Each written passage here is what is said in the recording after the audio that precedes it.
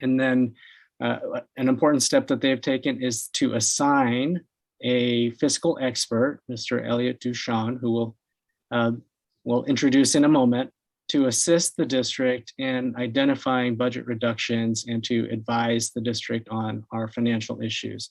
And he is a very experienced both superintendent and chief business officer at the district level and county level. And CDE officially appointed him within the past week or two.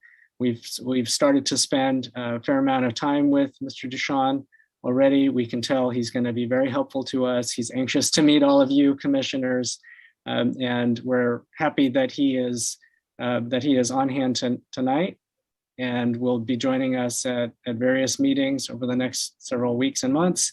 And after he makes some remarks, we're going to look to Chief Financial Officer Megan Wallace and our Executive Director of Budget Services, Anne-Marie Gordon, to be the primary presenters for the rest of the presentation, with support from me and other colleagues. So with that, Mr. Duchamp, can I ask you to introduce yourself to our commissioners and our community, please? Absolutely. Good evening, Vice President Maliga, Commissioners, Superintendent Matthews, and staff. I wish I could be there with you, but you're there virtually, so I'm here virtually. Just a side note, I don't want to make too much light of this, but I did spend my honeymoon in San Francisco. It is a very, very special place for me, although I brought my heart home. So good evening, and I'm really honored to work with you, and I believe this can be a process we all go through together. I know it's tougher on you in most ways than on me, but I'd like to just make a couple of comments. I am your state-appointed fiscal expert. That title comes out of code. I've been appointed by CBE, and my role is to find a statute to advise the district and county office on your financial problems. In this case, you are both district and county. I will be advising CDE on your progress toward assuring that you can meet your financial obligations. As such, it is my duty to be forthright with you and your staff about the completeness and accuracy of the plans you consider and how the decisions you make will lead to financial recovery and ongoing solvency. The fiscal expert is the first level of intervention when the school district is deemed to not be a going concern. That's a term CDE and FCMAT use. As you are aware, the next steps become more severe. If CDE is not satisfied with the level of cooperation with the fiscal expert, or the district's not making suitable progress, the next step is to assign a fiscal advisor who may or may not have stay and rescind authority. There are other steps the CDE could require, such as hiring freezes for certain positions and freezing non-essential expenditures. I recognize that every expenditure is essential when it's for kids. And my job is to not have any of those steps take place, to make sure that together a plan goes to CDE that satisfies their requirements. I've watched some of your meetings, and I firmly believe you have a complete understanding of the seriousness of your structural budget deficit and the impact and consequence of your decisions. I have met with your superintendent and fiscal staff. My initial observation is that each of you, your superintendent and staff, are approaching this budget with goodwill and full faith. Your staff have been extremely cooperative and an excellent grasp of the situation and how to resolve it. That said, though, it is my job to make sure that nothing's been overlooked or missed. No mistakes have been made. I want you to have all the tools, you as commissioners, you need to govern prudently and resolve your fiscal concerns. You have before you a very, very difficult task, and it will require painful decisions. I've heard you before, and I know that how deeply you feel these concerns. Similarly, your staff has done a great amount of work and has much more to do. Tonight, you'll be presented with a major step toward fiscal solvency. Again, my task is also to apprise the California Department of Education that the plan presented to you is fiscally sound and just simply will work. Reducing a structural deficit of over $125 million will neither be painless, nor quick. The first task is at hand is to ensure you meet your financial obligations for the 2022-23 fiscal year. That is step one of many. Failure to lead so, as I said before, leads down an even more difficult path, which I hope none of us will see. That being said, you can succeed, your staff can succeed, and time is of the essence. Your next interim report is due by 15 December and must include an approved budget stabilization plan. Once that has been done, your staff must prepare for staffing decisions to be brought regarding any reductions. My job is to advise, support, question, and ultimately report to CDE. I want to make myself available to each of you and have asked the superintendent's office to schedule meetings, either remote or in person, your choice, with each of you. I hope you'll take me up on my offer, and I hope to meet you all soon personally. And I'm here for the district, but working for the CDE, and it's been a pleasure so far, I have to say, although I really want to be there.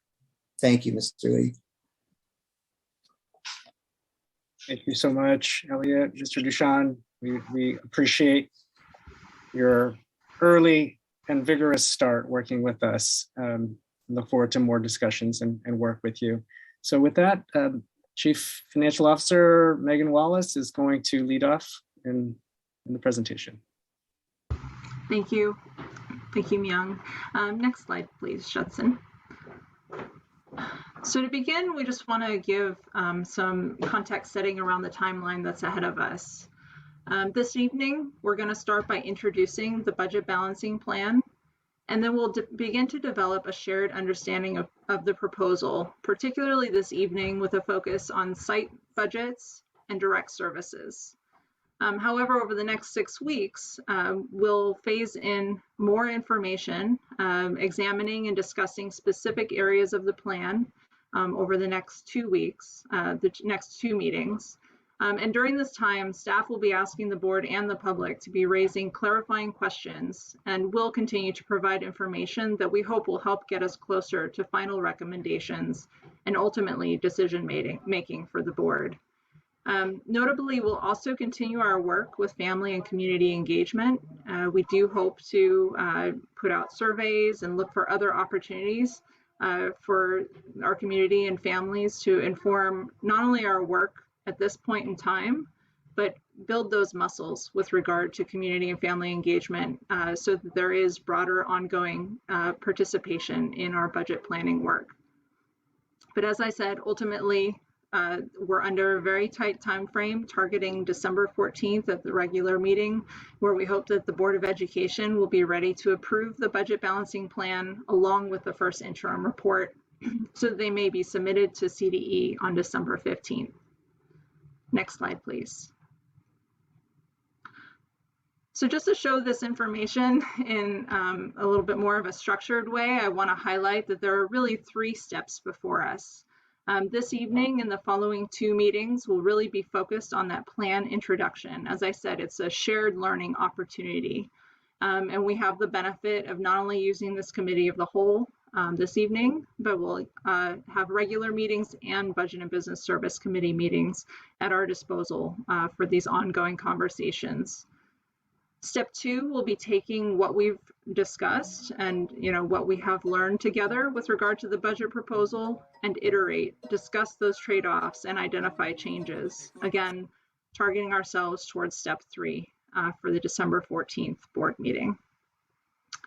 On the next slide, this is another way of showing our timeline that we are at the early stages of November, and again working towards December. And then on the next slide, we want to highlight how this work is really just the beginning of an ongoing process with our budget development. We'll quickly transition from completing our first interim report and finalizing our budget balancing plan and dive into that budget development work that includes sharing weighted student formula allocations to school sites, as well as our multi-tiered system of supports. And both school sites and central office will begin that work of implementing the balancing plan within their larger budgets. Next slide, please. Finally, I just want to highlight that our financial projections will continue to be updated even after the budget balancing plan is adopted. The timing of the governor's budget is a little bit unfortunate. It comes after our timing of needing to complete this plan. And we are hoping that there will be statewide remedies with local control funding formula projections. As we've discussed in prior meetings, we have seen declines in enrollment that are incorporated into our projections. And we are seeking other funding streams, such as for special education.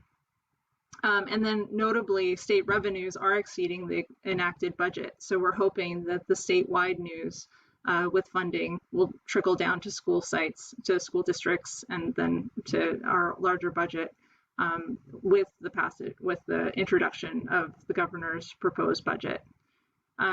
And of course, we're then targeting the official budget approval in June, as always. But with that timeline, we just can't wait. We need to follow CDE's directive to develop that budget balancing plan. So while we do hope for good news, we're going to go ahead and plan for the worst. So with that, on the next slide, I'm going to hand it over to Ms. Gordon. Thank you, Megan, and good evening, everybody. So I will be walking us through a short overview of the process and then a more in-depth explanation of the approach and details of our proposed 22-23 budget balancing plan. Next slide, please. We've approached this work in stages, although there has been kind of fluidity across all of the different scopes of work and the different phases of mapping out and then developing this plan. While we're here today to begin sharing and discussing details, this is an ongoing and iterative process. And so I think as Megan shared, it will not be fully actualized until next year's budget is adopted in June. However, we have been walking through the stages that you see here, really thinking deeply about how to analyze what we currently do to be able to develop options that are aligned to our vision and ultimately will inform a decision that will lead us to fiscal solvency. Next slide, please. So we've considered different lenses through which to view our budget and really to organize all of the ways that we support students. On the right-hand side is the pyramid that we've presented on before, that initial zero-based budgeting approach where we think about our core services, our essential functions, and then our district priorities, and then service enhancements beyond that. We realized that this in and of itself didn't fully capture the way we wanted to approach developing a balancing plan. And so we incorporated the lens you see on the left, which is really thinking about proximity to the student and that more or less it aligns with different functions of the different services and supports that we have in place. And on the next slide, you'll see we have definitions of those different categories. This is here for reference. I think it will be helpful as we walk through examples and get into the specifics for what we have to discuss related to site budgets and the direct services tonight, which, as you can see, are the services closest to the student experience. I'm thinking about staff who work directly with students and families, and services and materials that are used by students and families. Next slide, please. So using the definitions from that slide, we mapped our full budget to the categories as you see here. This is one way to understand at a high level the amount that we invest in various functions and types of supports. So you can see up at the top, We have grouped kind of put all of our site-based budgets into that top row, which includes weighted student formula, some grants that are allocated directly to school sites, and some of our multi-tiered system of supports allocations, which do appear in school budgets. Then the next several rows are central budgets, the different functions, right? The different categories of services that are managed through central budgets. Direct services include more of the multi-tiered system of supports, special ed allocations, the Quality Teacher and Education Act. There are a handful of different things, ways that we provide direct services through centrally budgeted funding. Indirect services include support for those direct services, making sure that for example, direct services are administered at the highest quality possible. That does include teachers on special assignment. Operations then includes transportation, nutrition, technology, custodial services, construction, our capital funds, those fall within operations. And then administration includes clerks, managerial positions, some of our central administrative functions such as business services, legal, and human resources. So overall, we're gonna use this as a starting point for our discussion about our balancing plan. So want to take a few moments to walk through how it's set up, because we've approached our balancing plan by looking at these different categories, these different functions of our budget to approach reductions and balancing. Next slide, please. So from there, we went back to that zero-based budgeting lens to think about different scenarios and options for budget balancing. And so really where, before we go into the specifics and go more deeply, wanted to name this list of kind of guiding principles that we have used as we have formulated and considered different options for reductions. So first, scaling back service enhancements across central functions. We want to make sure that we can do what is core, but where we have any kind of nice to have enhancements, really look at how we can be leaner and more streamlined in providing services. We also looked at programs and are looking at programs that serve lower numbers of students and places where that is directly impacted by declining enrollments and where that is not impacted by declining enrollment. And we have patterns of low enrollment in certain programs or services. We also want to make sure that we're reducing duplicative investments and look for opportunities where certain scopes of work are in central office managed by multiple divisions. And so we're not being as efficient as we can be.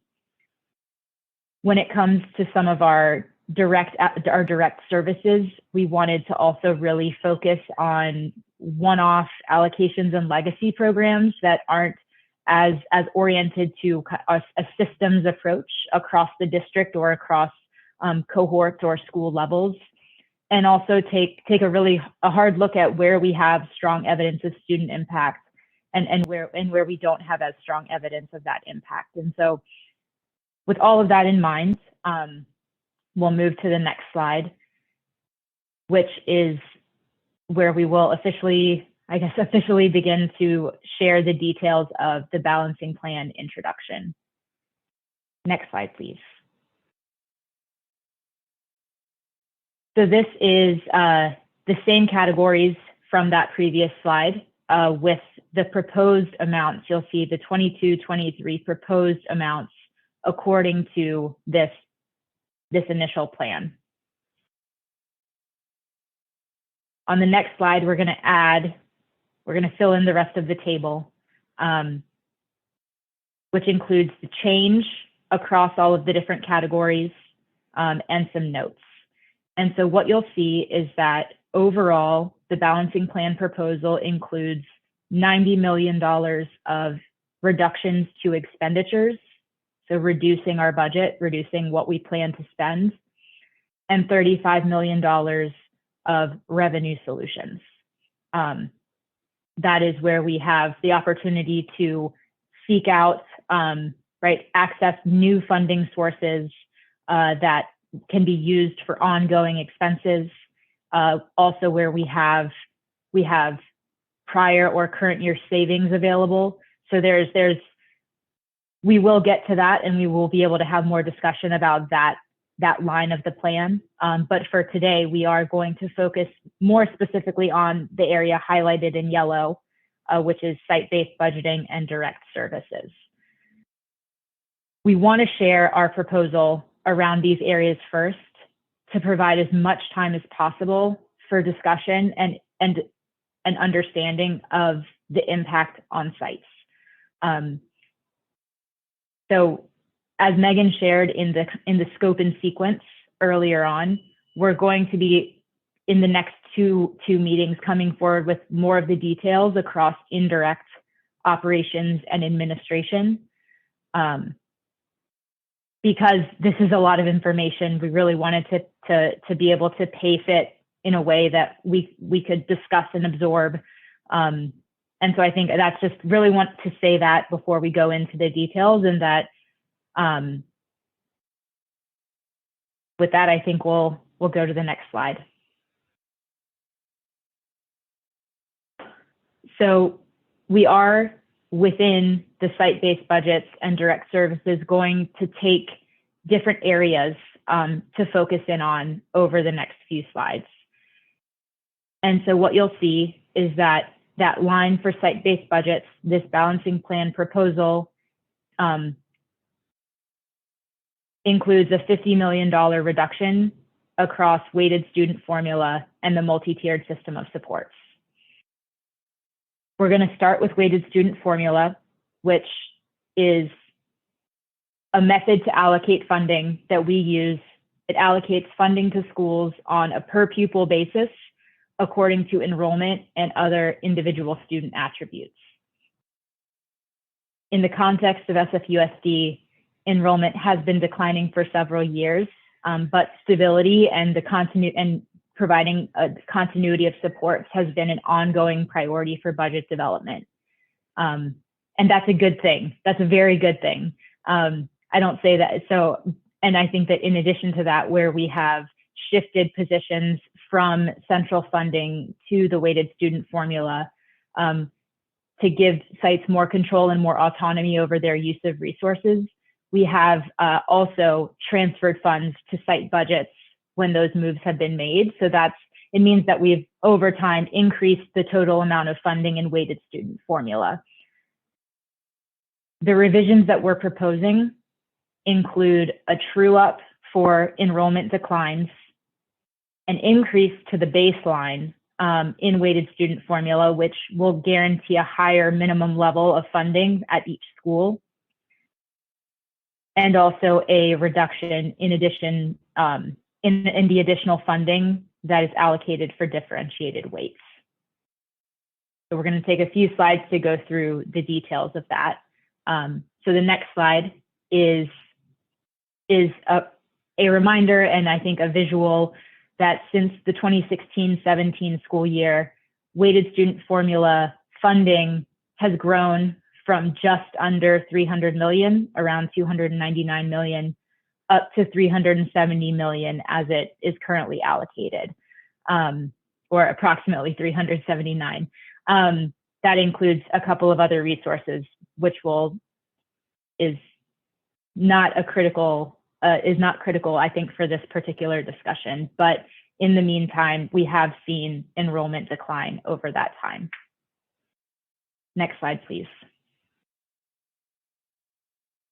So we're going to start with the weighted student formula baseline, showing the current, right? This is the current baseline as it stands, which is the minimum guarantee for all school sites.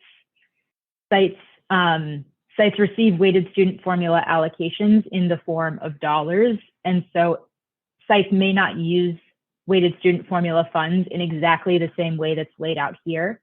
And that is in part because flexibility is an important value in our approach to school resourcing. We want sites to have autonomy and be able to make decisions based on the unique needs of their students. So as you look, column 1 is the component of the baseline. So this is kind of in thinking about what are the minimum basic things that we want to ensure that every school has and can fund through weighted student formula. That's the list. And then column 2 is how we do the math, how we make sure that sites can do what we have laid out in column 1. So you can see there's different positions. For an administrative partner, we have different, kind of different metrics but we use an assistant principal as the position to help us understand the details and make sure that every school can say every school can do what is in the baseline. And as it currently stands, the baseline costs approximately $269 million to fund this across every school site. We then have an additional $74 million that's infused for equity weights and $15 million of an enrollment buffer. And also, the majority of our schools can and do receive funding well above this baseline. Of our 102 schools that are a part of our weighted student formula, 14 schools require a supplement to get up to this level of the current baseline. Next slide, please. So our proposed baseline is higher than the current baseline. And that is because we recognize that with other reductions and with some other changes strategically, we want certain allocations in certain positions to be a part of the weighted student formula overall rather than in other places, specifically MTSS. But as you see here, this proposal increases the administrative partners so that every site across the district has the funding for a full-time assistant principal in their allocation. We are also proposing to increase the baseline clerical support at middle and high schools and to include the cost of a full-time counselor for K-8 middle school and high schools. And if you look down at the bottom, you can see that that increases the cost of the baseline by $10 million. And then in order to balance to the number, the $319 million, that means a reduction in the equity weights and also removing the enrollment buffer of $15 million. Next slide, please. So some of the notes here are things that I realized that I just said. And I do think that something that is important to note is that the impact of these changes would vary site to site. Weighted student formula is at its core a way to fund schools based on the students that are in our schools. And so schools would experience change and, this would result in reductions at school sites, but weighted student formula is an equity-based approach to funding sites. There is a combination of enrollment and the weights of individual student characteristics. And so while this results in reductions, it also ensures that we are still, we have this very formulaic, values-based way to ensure the funding that sites are allocated. Next slide, please. So from here, we're going to move to the multi-tiered system of supports, or MTSS. And this section of the proposal includes an $11 million reduction to the MTSS as it is currently structured. You can see that some of that is moving positions from MTSS into that weighted student formula baseline with an additional reduction of some of our instructional support allocations. So the multi-tiered system of supports was envisioned as a comprehensive set of interventions, touching on all of Brike's 5 essentials. And it's a broad range of strategies that has greatly enhanced the non-instructional staffing supports that are in place at schools. We've done a comprehensive review over the past several years of MTSS because the theory of action itself is very broad. And what that meant is that it was implemented, it was interpreted in many different ways, and as a result, implemented inconsistently. And what that has led to is a higher level of investment in MTSS without full adherence to the original vision. And so although that comprehensive review has helped us come to a more consistent and clearer framework so that we really have a clear and consistent vision of what sites receive as part of the MTSS intervention, this is one area where we don't have strong evidence of improved student outcomes as a result of this framework. And so this is an area that we are proposing reductions based on that reflection. Next slide, please. So I recommend that anyone who's able to look at the screen who isn't on a phone take some time to look at this slide of proposed revisions to MTSS. This slide walks through by each tier the supports that are currently in place based on a school's tier, and then the change and what that new proposed outcome would be. You can see that across all tiers, counselors are being shifted to the weighted student formula baseline and would no longer be a part of the MTSS allocation framework.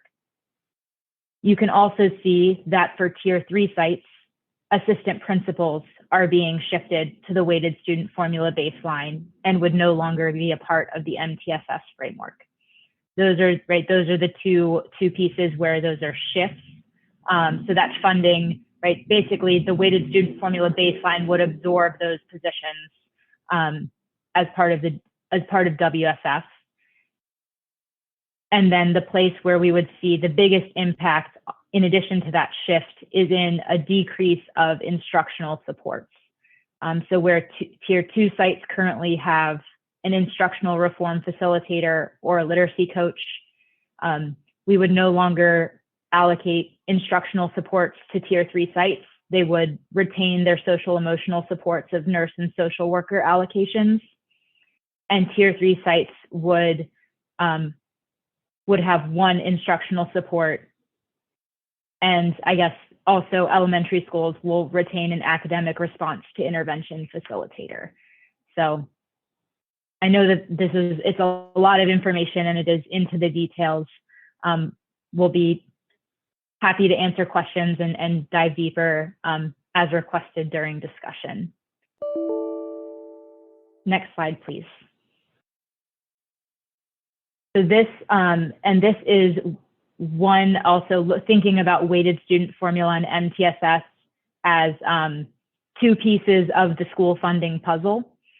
This shows the two of those strategies together. So then you can see both in the weighted student formula baseline and across MTSS site supports with this proposal, what site allocations would look like should we move forward with this proposed balancing plan. Next slide, please. So we have one more area to go into the details today, and that is direct service. And direct service, again, is allocations that are managed and budgeted centrally, allocated to school sites, and support direct instruction with students. Next slide, please. Looking at this table, this is the full list of the different categories of supports that comprise that $384 million that we currently see. What you'll see is that we've really focused in and narrowed this proposal on our centrally allocated allocations from special education and other divisions. The rows that are in gray have a short description of why they are not included in this particular facet of the proposal. And I'll just briefly go through them, but the MTSS positions that are budgeted centrally are our nurse and social worker, social emotional supports, which we are proposing we maintain. So those, right, are not included in this reduction proposal. Early education will be shared at a future meeting as part of our approach to indirect operations and administrative as kind of a system level, kind of higher level approach to how we're going to move forward with early education services. The Fair Wage for Educators Act and Quality Teacher and Education Act, FWEA and QTEA, are not included here because 75% of each of these funds are agreed upon via or as part of an MOU with UESF and are primarily focused on educator salaries. The other includes a mix of before and after school contracts and positions that are budgeted in other places centrally. And so we will incorporate those into the proposals across indirect operations and administration. And finally, county is not included because we will examine county programs looking at county functions and revenue. So that's, again, those are not included in the next slides that we're going to go through, but want to make sure that we're being as comprehensive as possible in sharing what we're looking at and what we're not with this plan. Next slide, please. So the list that you see here of allocations of full-time equivalents or FTEs across curriculum and instruction, student and family support, and other divisions. This is the full list of what we have selected and what we are focusing in on for this part of the proposal. This is the full list of all of these together, sum up to the $231 million that you see at the top of the slide. Going to the next slide, this is the list of proposed reductions to centrally funded allocations. So of the positions, or excuse me, of the allocations listed on the previous slide, this is the list of allocations that we are proposing to reduce the central funding for. As you go through each division, we've named what those centrally funded FTE support with a rationale for each. I think there are a few examples that I want, I guess, or a few components that I want to highlight. I think one that's very important is the community schools coordinators. This is not a proposal to eliminate our community schools approach, but what this is actually for us, we want to move towards a more systematic implementation of a community schools model. This is an example of a very isolated allocation that is not in coordination with that systematic approach to community schools as a district. And so rather than that limited kind of one-off request, we want to step away from that so that we can look at what a community schools approach looks like across the district and across more of our schools.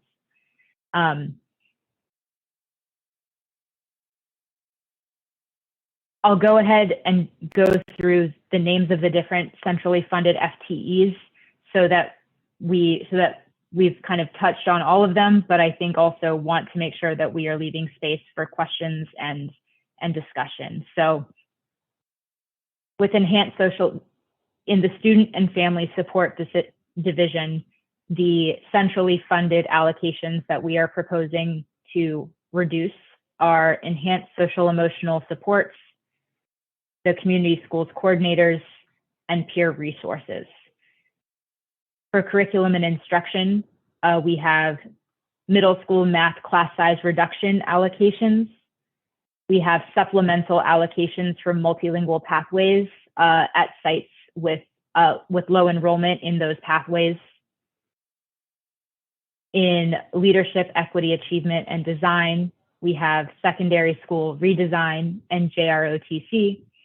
And then we also have special education here, where we are aiming to look at how we might reduce allocations, achieve savings in special education based on enrollment declines and other efficiencies across our pathways and programs in special education.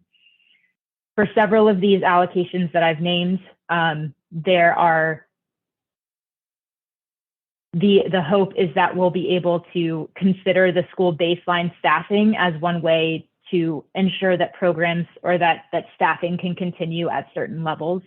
But the proposal overall is to reduce the central funding for these programs.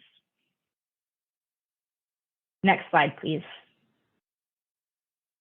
And so this is intended to be a summary of what I just shared. We really wanted to make sure that we could speak to and share the rationale before going through a summary, because again, there are also in many of these cases, the proposal is not to eliminate a program altogether, but to reduce the central funding such that sites would then be making decisions about the way that a certain support, a certain service, a certain subject continued at their site. And then the programs on the right are those that we are proposing that central funding be maintained for a variety of reasons that we also can share more of the details for each one. Both their mix of priority programs, graduation requirements, funding that we have specific grants for and that are opt-in based on sites providing matching funding. And we also, you'll see arts and instrumental music, libraries, and physical education are also three programs that we receive specific funding through the Public Education Enrichment Fund. And so where we see that protected funding really serving as right, an ongoing programmatic support for these disciplines. Next slide, please. And with this, I will hand it back to Megan. Thank you, Anne-Marie. To recap, here's the budget balancing plan overview. This evening, we presented the details of school-based budgeting, as well as the direct services that are provided by central services departments. However, over the course of the next two meetings, we will dive deeper into the other expenditure and revenue components of this proposal that are identified in white. Next slide, please. Again, just want to keep us grounded in our timeline. Here we are on November 2nd. We have a series of meetings ahead of us, targeting a December 14th approval. Next slide, please. But really, I just want to close out this presentation, thanking you all for your time and your engagement. I know that we'll have a rich conversation in the following period of this meeting this evening. We know that the information that was provided was very complex and it's challenging to consider. We have a very large deficit and some difficult choices before us. So we just appreciate you listening and engaging in conversations so that we can all have a shared understanding, not only of the proposal before you, but also talking about trade-offs and ultimately what the plan should look like as we move closer to a final decision in December. So thank you for your time, and we're happy to take questions and engage in that discussion. Thank you so much, Chief Wallace and Anne-Marie Gordon and Deputy Lee. Just the incredible work that you've all have done on this difficult task. And so I just want to just say thank you so much. And we really appreciate the thorough presentation tonight. And looking forward to walking this process through with you all within the next, month and a half, I think it is. So thank you again. Let's go ahead and open this up to public comment, Judson. Given that, we want to be able to hear from everyone tonight. So if you want to comment, don't be shy. Raise your hand. Feel free to chime in, and we want to hear from everyone. We'll go ahead and we'll start at 20 minutes, Judson. And if there's still more people that would like to speak, we'll just go ahead and continue to extend the time as needed. But let's see who's in the queue and get folks on the mic. Thank you. Yes, please raise your hand if you care to speak to the zero-based budgeting presentation. Can that be repeated in Spanish and Chinese, please? Thank you. Buenas tardes. Por favor, levante su mano si desea añadir un comentario público con relación al presupuesto. Gracias. 你想對零基預算發表意見嘅話，請而家舉手。Thank you. Thank you.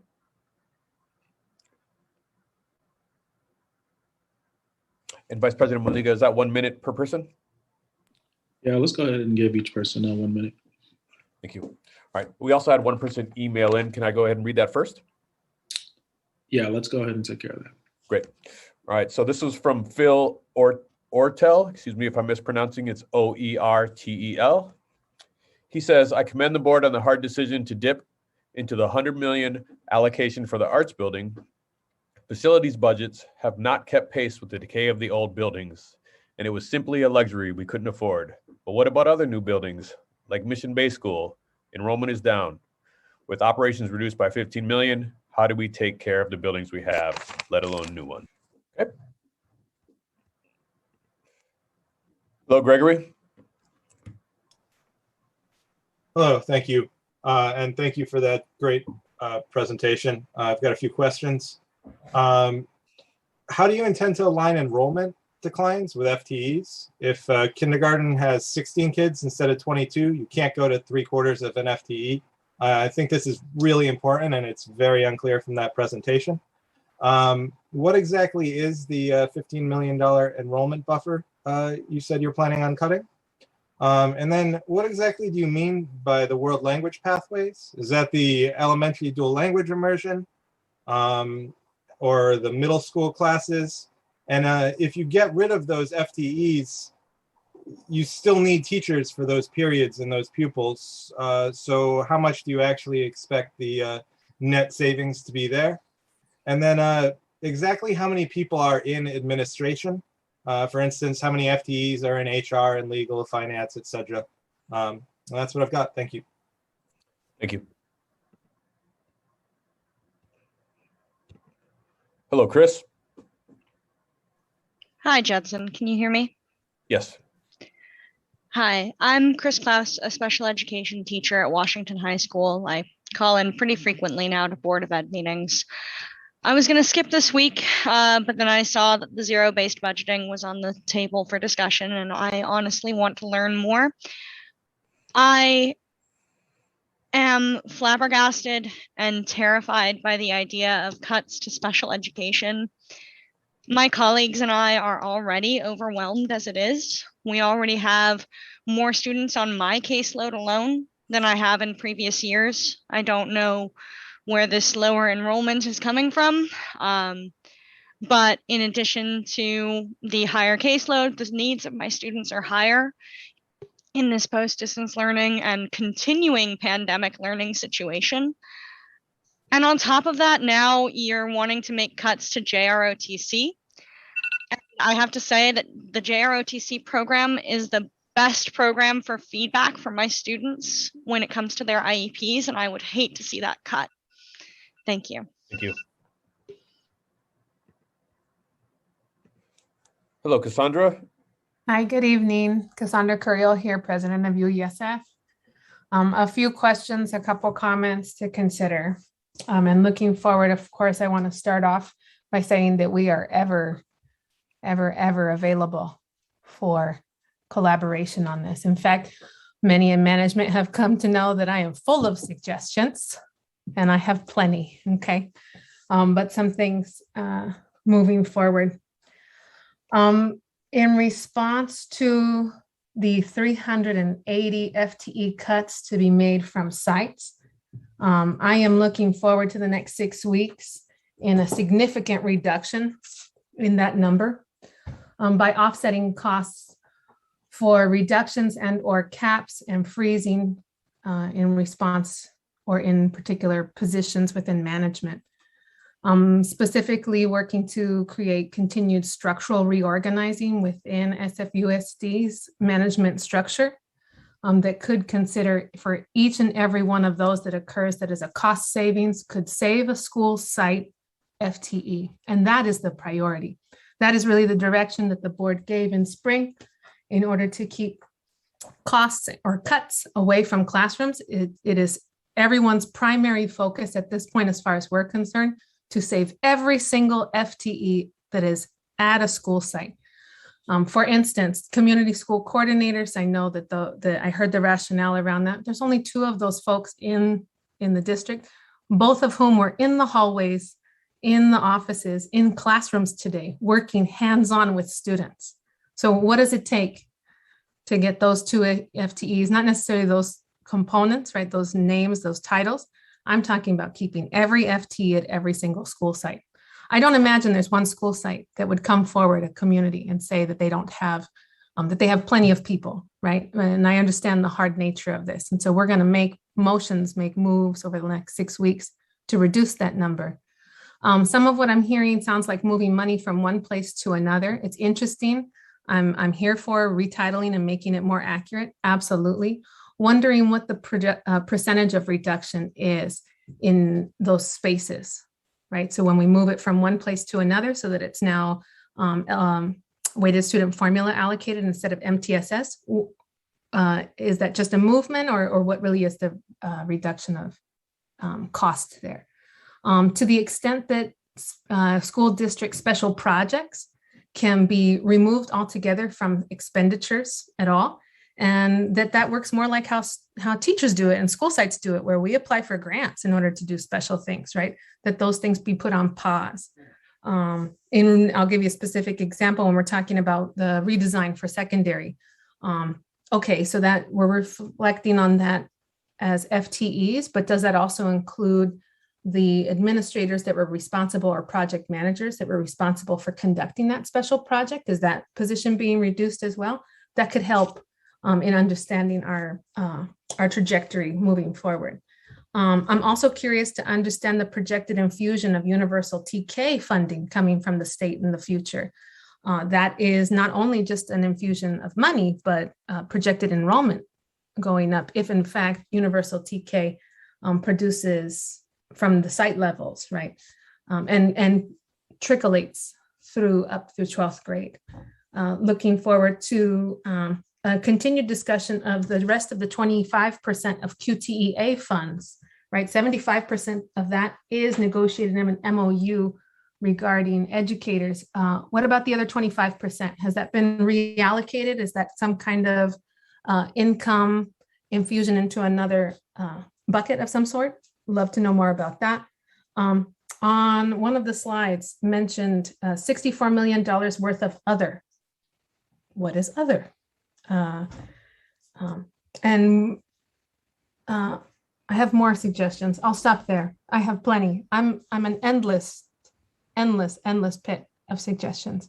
So I'm looking forward to continue working with you all. Here we go. Have a good night. Thank you. Hello, Shona or Shauna. Shona. Hi. I wanted to comment that in the beginning slides, I want to say slide 16, when you're showing the 4 different categories where cuts are being taken from: direct, indirect, operations, and admin. Why administration is getting 1/3 of the cuts that operations is, which is feeding our kids, getting them to school on time, making sure that the buildings aren't leaking, which all of them were this week. And also in the shift in funding at sites, why are some sites gaining an assistant principal while potentially losing that equity weight funding that is really supporting our most impacted students? Thank you. Thank you.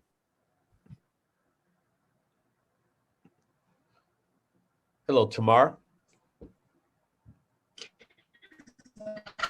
Hi. First of all, Tamara, you have a Thank bit. Tamara, you have you a so much. This is not an easy puzzle and work on this. My name's Tamara. Can you? You're breaking up a little bit, so I don't know if there's any way to stabilize your connection. Okay, let me know if it's stable. Is that okay? Yes. So I'm an alumni of SFUSD. I'm a teacher at MLK Middle School. What I said before is I appreciate you working on this difficult puzzle. I wonder if the impact on students, direct impact, has been considered, especially in a time after the pandemic of a higher need and different need than we've seen before. For example, a program you talked about, Peer Resources, has been in the district for 40 years. It says the rationale is that the enrollment is lower. Have we considered, peer leaders provide services? Have we considered the services that they're providing and the impact that that would have, cutting all the services that the students are providing each other?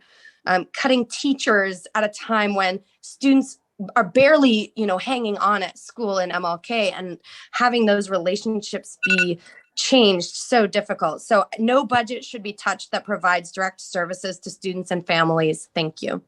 Thank you.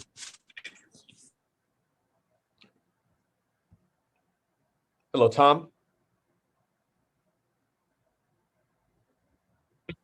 I think I'm more appalled that what the last caller said too, and teacher, that we're in the field, we know what's going on and what students need, but I haven't seen any of the board at my site at all. I haven't seen any of the district admins that are running these presentations at sites seeing what's really needed. And they were kind of just like, oh yeah, well, reduction. It's not cool because it's gonna harm students. What about the salaries that those assistant superintendents are making? It's pretty high. And I think that, that's a lot of money that could be focused somewhere else. Because if we cut teachers, we're cutting relationships. I'm a SPED teacher. There's over 100 para openings, and no one seems to care. Like, oh, let's, just cut SPED and cut teachers, and oh well. But it's not oh well when you're going to harm the students. So when you're kind of frank about it, it's not cool. And when you're looking at a screen and kind of going, oh, it's not cool to me, because we work every day for the students, with the students. And I don't see that from a lot of other people. And they talk the talk on Twitter or do this in the back, but be at the sites, go to the sites, talk to the staff, but you're not doing that at all. Thank you.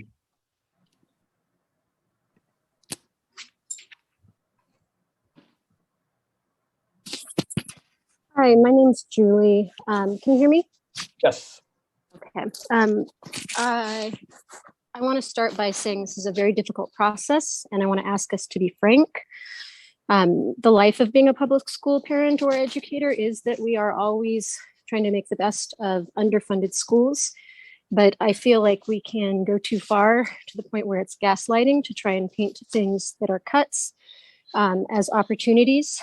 And I would like us to be very frank for the benefit of our city about what the costs of these cuts are. We are a city with 75 billionaires, the most dense in the world. I'm really concerned when we talk about shifting staff to dollars, because every time that happens, school sites that don't have large PTAs end up experiencing cuts in real time. I'm also concerned the level of detail in the presentation wasn't good enough to be able to understand the equity impact site by site. But it looks like, if I'm reading the charts correctly, that tier 2 and tier 3 schools would all lose one literacy or instructional FTE. I don't understand how we're cutting reading from our most under-resourced students.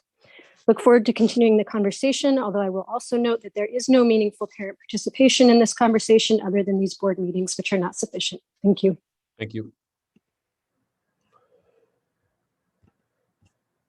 Hello, Beth.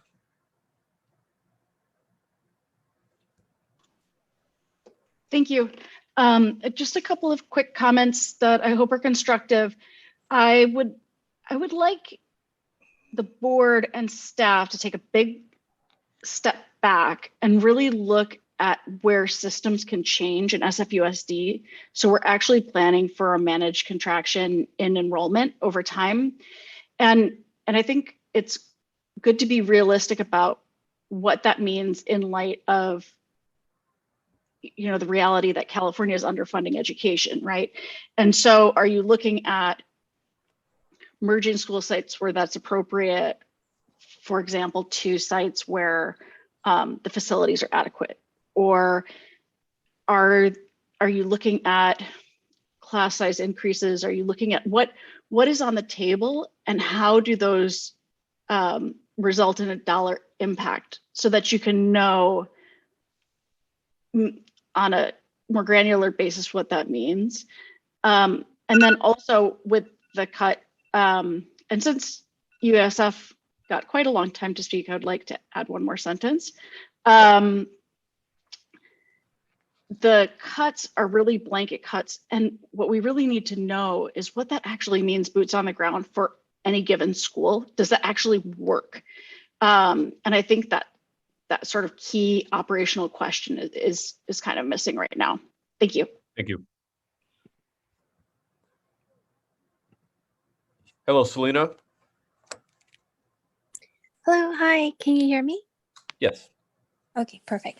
Thank you. So I just want to say, I agree with the other commenters in the that said before me.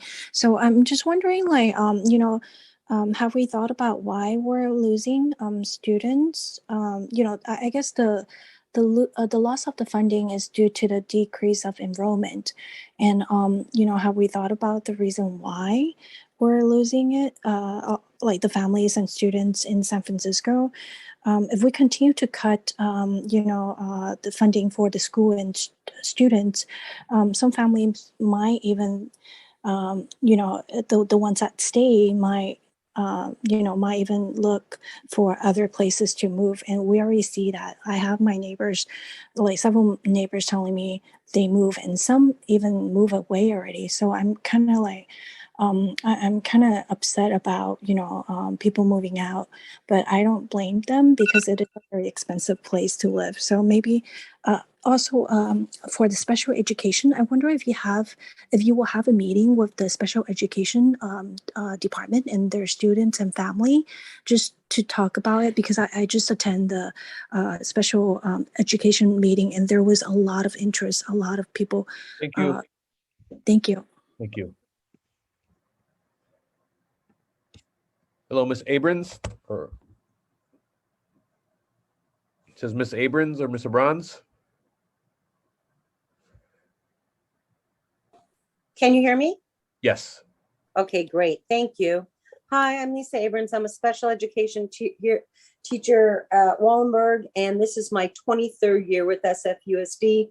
So this is not my first budget shortfall rodeo. It's gravely concerning that you are considering cutting special education. As Chris mentioned earlier, this so-called enrollment decrease is not being seen by case managers. My caseload has not decreased. My colleagues' caseloads have not decreased. And the needs of our caseloads have actually increased greatly. We're also in the process of clearing a backlog of initial assessments and IEPs for students that could not occur last year, while performing assessments to clear a backlog of a triennial assessments. We are overworked and overburdened. Once again, special education teachers are already overworked and overburdened by this school district.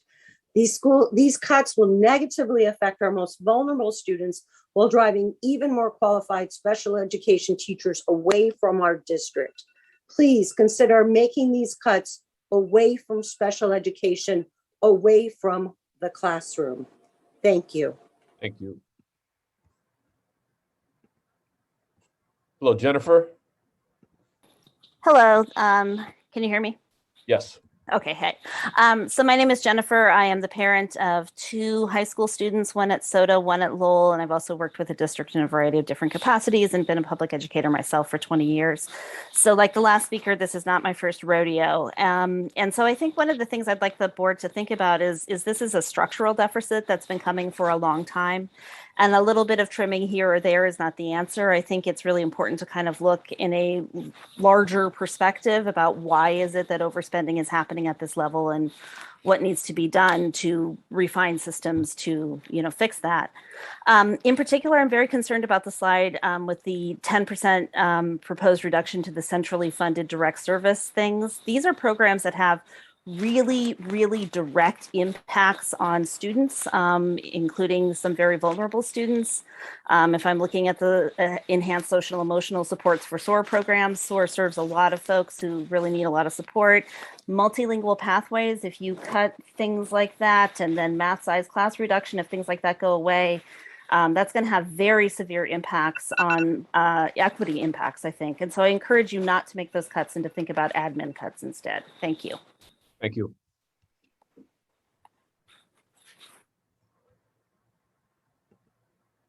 Hello, Terrence.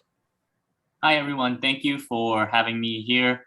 My name is Terrence Lee. I am a product of San Francisco Unified, went to Gene Parker, then Francisco Middle School, and then Mission High School. I've been teaching at Lee Newcomer School for 9 years now after the Stanford Education Program.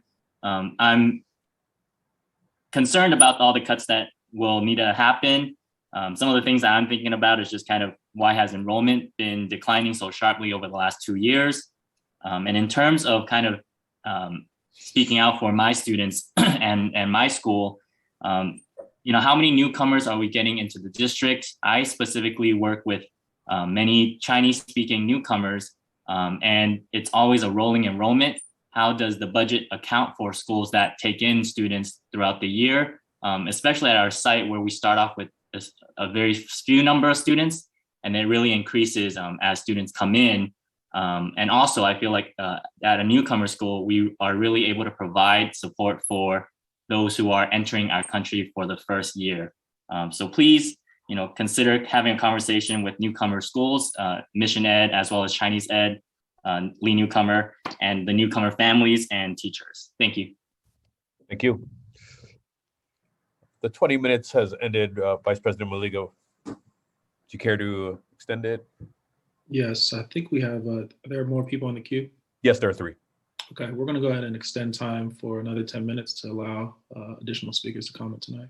Okay, will do. Hello, Carla. Hello, everyone. My name is Carla Bobadilla. I am the membership chair for the Community Advisory Committee for Special Education. I'm also a para in the district in a DHH deaf and hard of hearing pre-K program. So you can see where I'm going. I have actually had opportunities to work in the LCAP task force with Megan Wallace and Anne-Marie Gordon, and I want to commend them on this presentation. This is not, this is a hot seat to be in to present this. The 2 points that I'd like to ask about or comment on is I'd like to see what we have been saving over the last year or 2. I know that Commissioner Maliga put in for Zoom to take over as transportation, and we were supposed to be saving. Also, we're down 150 to 200 para positions, so there's no revenue going out for them right now. And then to see special education staffing allocations as a potential area of cutting concerns me when we're already down paras. We're already up on student caseloads. Because we were 19 special education teachers shy. We were 50 classroom teachers short. We've reshuffled our TSAs. So I just wanted to bring those points up and maybe also look at where we have already been savings when we were not in person. Thank you. So thank you. Hello, Charles. Hello. I just wanted to agree with the callers regarding the cuts to special education. I'm a special education teacher in the district with over 20 years of experience, and the caseloads and the amount of work are paramount this year compared to no other. I also have a child in the district and have also been a student site council chair for many years. We do not want a state takeover. We will lose all local control and the board will be muted, okay? And so, but my one question about the proposed cuts, what will be the baseline class size for both elementary and high school if the proposed cuts of 360 full-time teachers is implemented? What would it be, 30 at elementary school? Would it be 40 at high school? What would be the baseline expectation? So thank you. I know it's a lot of tough work, and we do want to avoid a state takeover. Thank you. Thank you.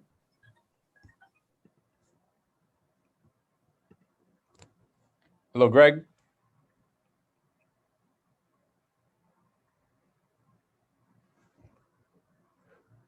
Gregory Peters.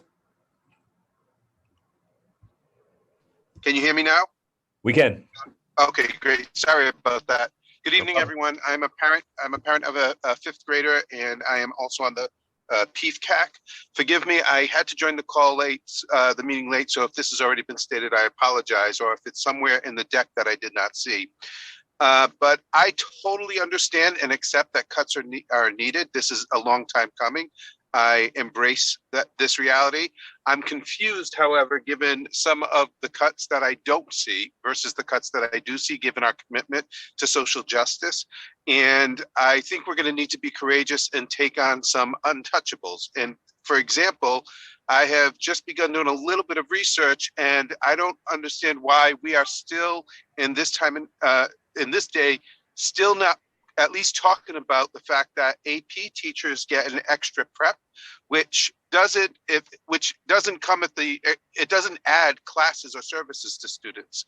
And so I believe that even just looking at that would be a savings of no less than $6 million. And my hope is that we'll be able to take these things that are seen as sacred untouchables, but actually not aligned with our equity commitment, because they're serving our most reached students. So I'm hoping we can begin having those hard conversations. Thank you very much. Thank you. And Vice President Maliga, that concludes public comment. All right. Well, thank you to the public for joining us tonight and chiming in and giving us really useful feedback to help us through this process. And we encourage everyone to continue to stay dialed in as we move along into December 15th. So thank you again. Let's go ahead and open up the conversation for our colleagues on the board. Commissioners, if anyone has any questions, I'm pretty sure you all do. If you have more than 3 questions, then I'll let you decide how you want to scale them up. But let's do our best on sharing time and space tonight. I see firsthand Commissioner Bogus. Yeah, thank you so much. I definitely will maybe ask a question and then make space for my fellow commissioners to also ask questions. I think I appreciate the presentation and kind of the hard decisions that were kind of presented before us. I do have some questions, I think, specifically about some of the decisions and kind of the impact that they would have. But I think to start, I just am kind of curious if you could just kind of talk about, kind of based on these proposed cuts, what are school sites, how school sites are going to feel different, you know what I mean, kind of in a general way, just kind of thinking about like the totality of these cuts, not to say specifics. I think we did kind of include some of that stuff as far as what classroom sizes would be and kind of what staffing allocations would be. But I think for me to try to get a feel of like, you know, these are numbers, but like, what would we like tell people to expect the difference in experience to be like, if that's something that you could kind of just share a little bit from, I guess, kind of your budget perspective.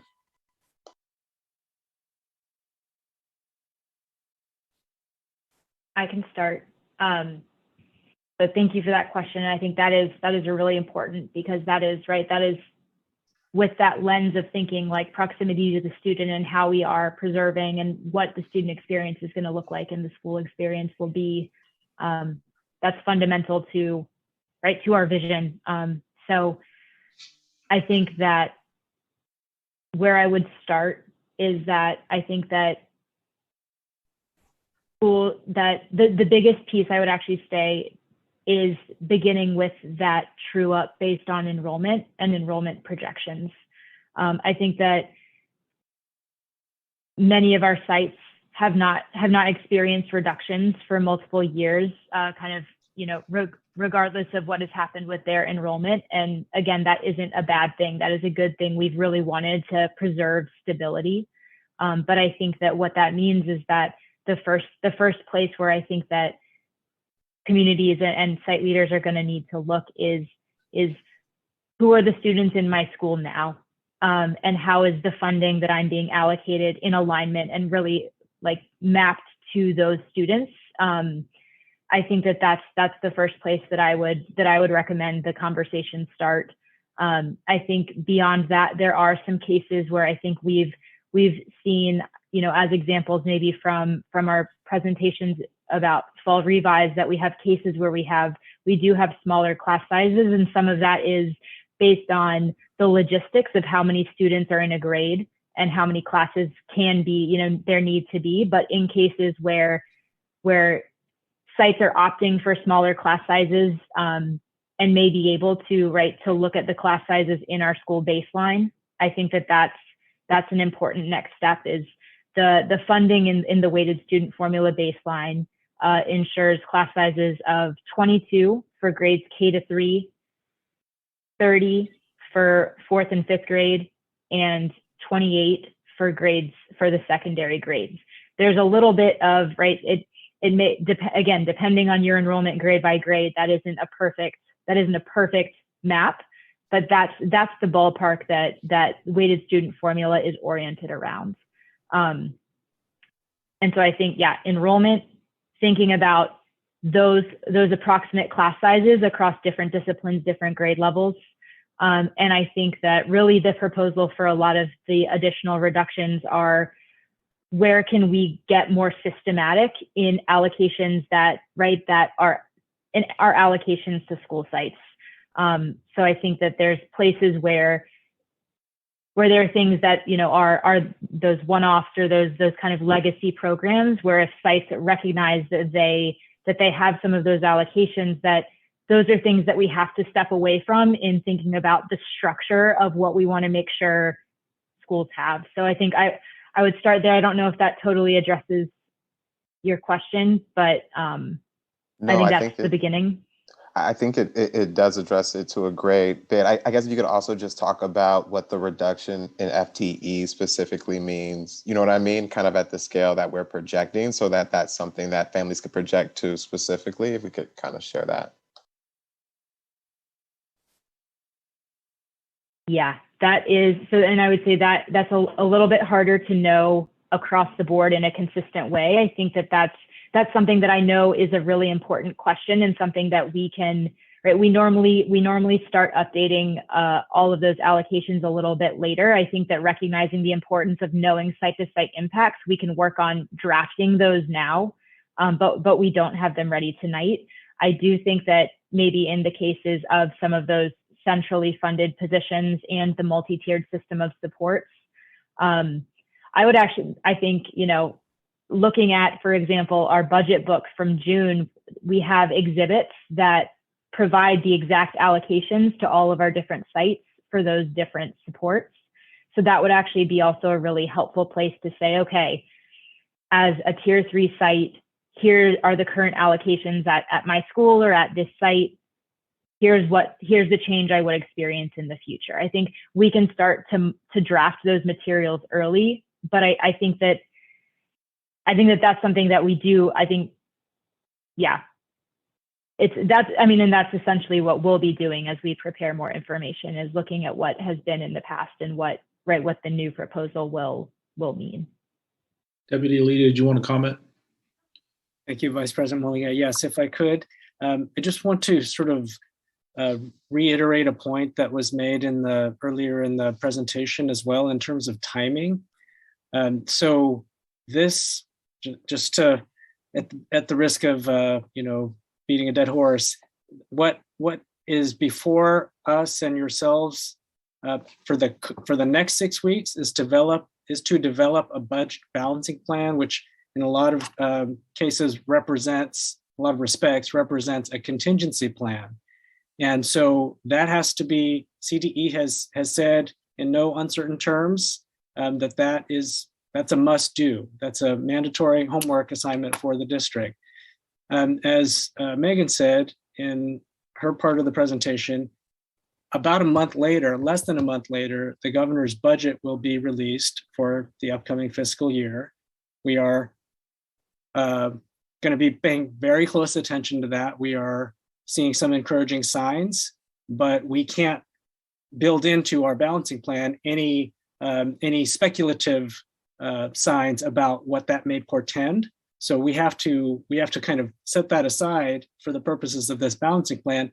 And yet, when that budget is released in January, that will precede two important events that will take place later.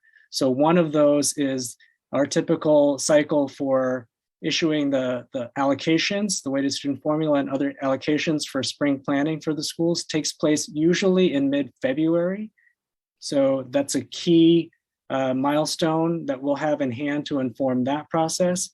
And just to name, and you know, we're hoping for the best, but another important deadline for districts that do need to plan for reductions in positions is there are mandatory notification deadlines for employees who may be subject to involuntary layoffs. That has to happen by mid-March. So between now and then, there are 4.5 important months, right? And the first step in that process is what we're engaged with now over the next 6 weeks. And then 1 month later, we'll have important information in terms of the January budget, and then steps will proceed from there. I just wanted to kind of reiterate some of the key steps in the next few months. No, I appreciate that. And I think I just really am trying to get a better feel of what the trade-offs we're kind of being asked to make and kind of what we're projecting out. And so I just think as much clarity on that as possible, kind of as we kind of talk in the future, I think is helpful. And I think for me, just having as many of these conversations as early as possible. And I think even having more kind of on our plate at once is I feel like helpful for us to have more time after for folks to really digest and process everything. Thank you for that. I have more questions, but I will yield. Commissioner Lamb. Thank you. Similar to Commissioner Bogus, I have lots of questions, but I think I'll just kick off with a couple. Thank you to the staff. I know that this has been and will continue to be very intense work ahead. Related to the one thing is around the student enrollment. I am concerned around the multi-year projections, both of student enrollment. Of course, we can always wish for base case scenario, we get an increase, but frankly, if we look at the data over the last 5+ years, we have seen a continued declining, and of course with the COVID decrease. So that's one thing that's concerning to me is that, you know, I think at the last meeting too, we also talked about the support for really looking at multi-year projections. Now, I know our homework and our requirement is to submit that 22-23 to CDE, but I do think it's also important to look out one more year, just so that also for our school sites and for the entire district to really see what that, I'll use the word vulnerability, looks like in the next 2 years, or the budget forecast looks like, which then brings me to the $35 million right now of what we hope to get in grants and kind of quote cost savings or reserves that we've had in the last year, as well as the projection from this year. I want to be mindful of not also using all of that in just one as a contingency plan, because who knows, right, there of what is to come because of that, what I think is the still some unknowns and vulnerabilities around decreased student enrollment. So that's just more of a comment than a question. I think it's more about principles, and certainly I think you've all heard this from me before.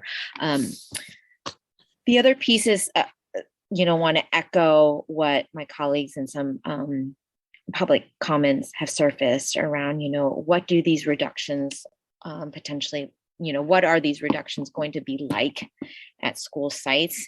And I do know in the next 6 weeks, in the coming weeks, really is to understand right now, my sense is that the reductions at school sites are going to be over, 12% or so, including staff reductions of 10%. How do we know, and maybe this is because of how we approach school site based budgeting, but, what interventions that are have proven to have the student outcomes that we need, and how do we invest in more of those types of interventions? And that's a question, because that is understanding some of that rationale that has gone into looking at those school sites, and while balancing those centralized but reaching direct services. So I think that's something I'm intrigued to really understand more about, and how do we invest in shoring up those types of programs, investments that we know have proven to have positive of student educational outcomes. So I'll just pause there.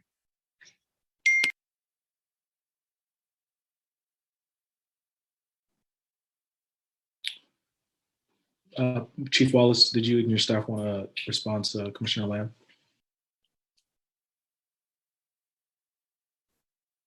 Just as a clarifying question on my part, Commissioner Lamb, I apologize. Are you you would like to know which investments we currently make or are trying to maintain that have the most positive outcomes for our students?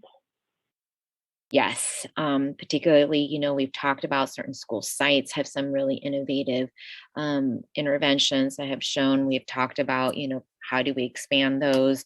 But because they have demonstrated those making a difference in, those educational outcomes, are we still investing in those? It might be just site-based, or is it system-wide? Those are the things that, I'm curious about, because I would want to make sure that we're investing more, even if it's site-based right now, decided by a site leader or two. But how are we then, again, those trade-offs, and that ultimately centered around those evidence-based of student outcomes. Thank you. I'm sorry to speak over you. I think just to get the ball, start rolling on answering your question. I know I instinctively just want to share that we have been holding meetings with site leaders, and all of the components of looking at weighted student formula and the multi-tiered system of supports. The proposal that was presented this evening takes in a lot of feedback from site leaders around what they need to operate their schools. Counselors came up many times. It was a regular request. The point about having half an assistant principal was not particularly helpful. They need a full principal. I think those core needs of a school site, we hope, are actually being addressed through the amendments in weighted student formula and MTSS.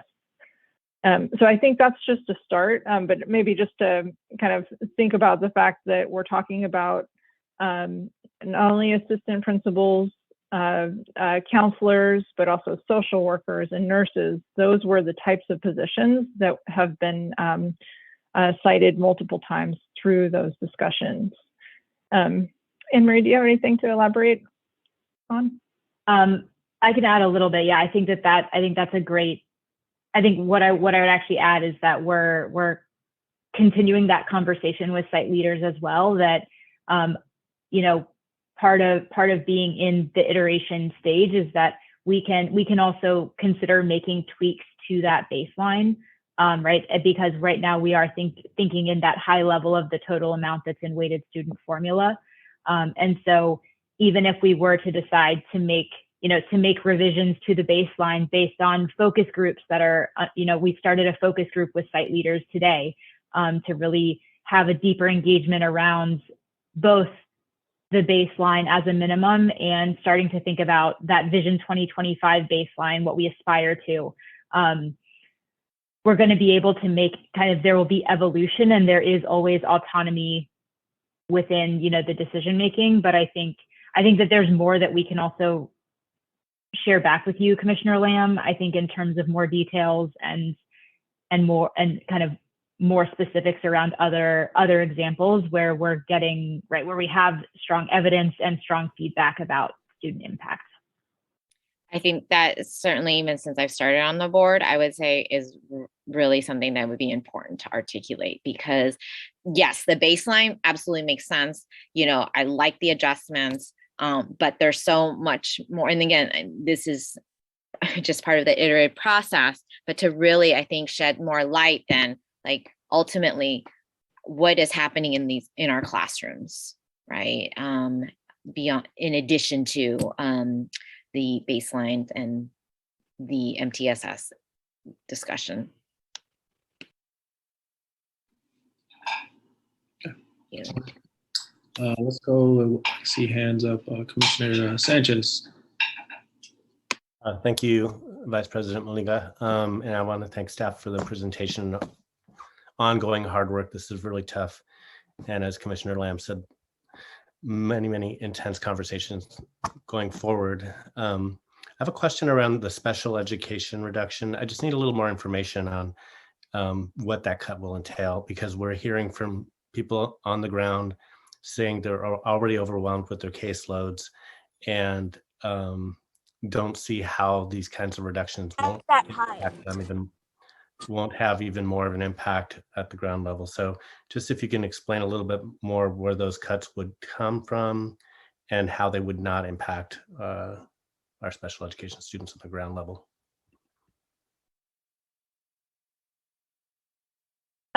So I think, thank you for your question. And I do understand the concern that's out there. This is generally a placeholder reduction proposal that has the starting point of recognizing our decline in enrollment. However, as you noted, Commissioner, that people are feeling that their caseloads are already full. So I think an element of what we intend to explore over the coming weeks, working with Chief Robertson, is, and I apologize, I hope the voices behind me aren't coming through, is that, so understanding the budgeted positions versus what are filled is definitely a component of what we want to understand. That we do have a high level of vacancies. And so I think that there's work to fill those positions and also align students with those staff. So I guess in summary, we need to align staff with students and working with the legally required staffing, supports for those students. We are anticipating that there's still an opportunity for savings within our budget. I think as a final note, sorry to kind of go a long way around there, we do have a current year budget that we're still working under unusual circumstances. We're coming back in person. We're having a hard time filling positions. Some students are still studying online. I think that come next year, we do hope that we will have landed as a district where we are realigning staff to be where the students are. And I think, and that we will be able to fill those positions that are necessary to support our students. And that through that, we still anticipate that there is an opportunity for savings. I hope that helps. I apologize if it was roundabout, but I guess the final closing point would just simply be, we still have some work on this and we will be coming back with more detail. Okay, thank you. Just one more question, actually a comment. Greg Peters brought this up around the AP Prep. AP Prep, just for the public's knowledge, is part of our negotiated contract with UESF. So it does cost us millions of dollars. And also another area of the contract is the lowered class size capped at 22 for K3. That's in our contract. That's not in other districts' contracts. And so I'm staying away from negotiating in public. I'm just saying that for the public knowledge, there are parts of our budget that are embedded in our contract. And so if we wanted to change those, we'd have to go back to the negotiating table to talk with our union partners. I'm going to go with Student Delegate Lamb. Hi, yeah, so I just have a comment right now, but I will be trying to use up my allotted 3 questions at a later time. But I wanted to make a suggestion for future meetings. in that when we put rationale for why we're cutting something, also adding in the data. For example, a bunch of public commenters brought this up about how it says that there's a decrease in enrollment for special education, but people that are actually on the ground, para educators, are saying that their caseloads are getting larger and larger. And so I think if we can accompany this presentation with the actual numbers, for example, using the special education example from previous years, showing the decrease in enrollment, the same goes, my question having to do with peer resources, and actually seeing those numbers would be great to sort of help with the rationale. But that was just sort of my comment.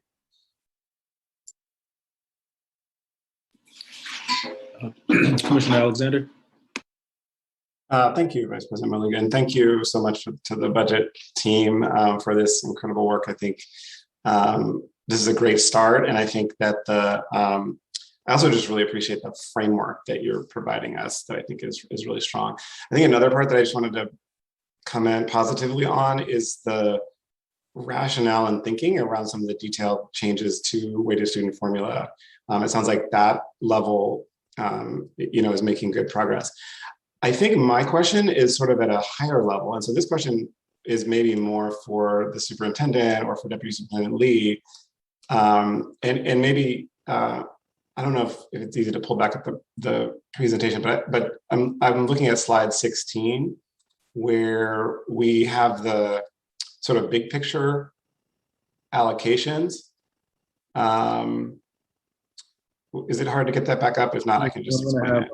Judson, if you could pull up slide 16, please.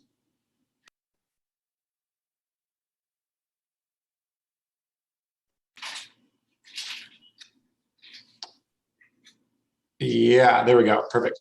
So when I look at this, I guess what I'm not understanding here is the rationale, and as Student Delegate Lamb said, the data and the rationale behind how this proposal is aligned with our strategic priorities, right? I mean, so what I see here is I see a over 12% cut to schools and a less than 3.5% cut to administration, for example. Someone brought that up in public comment.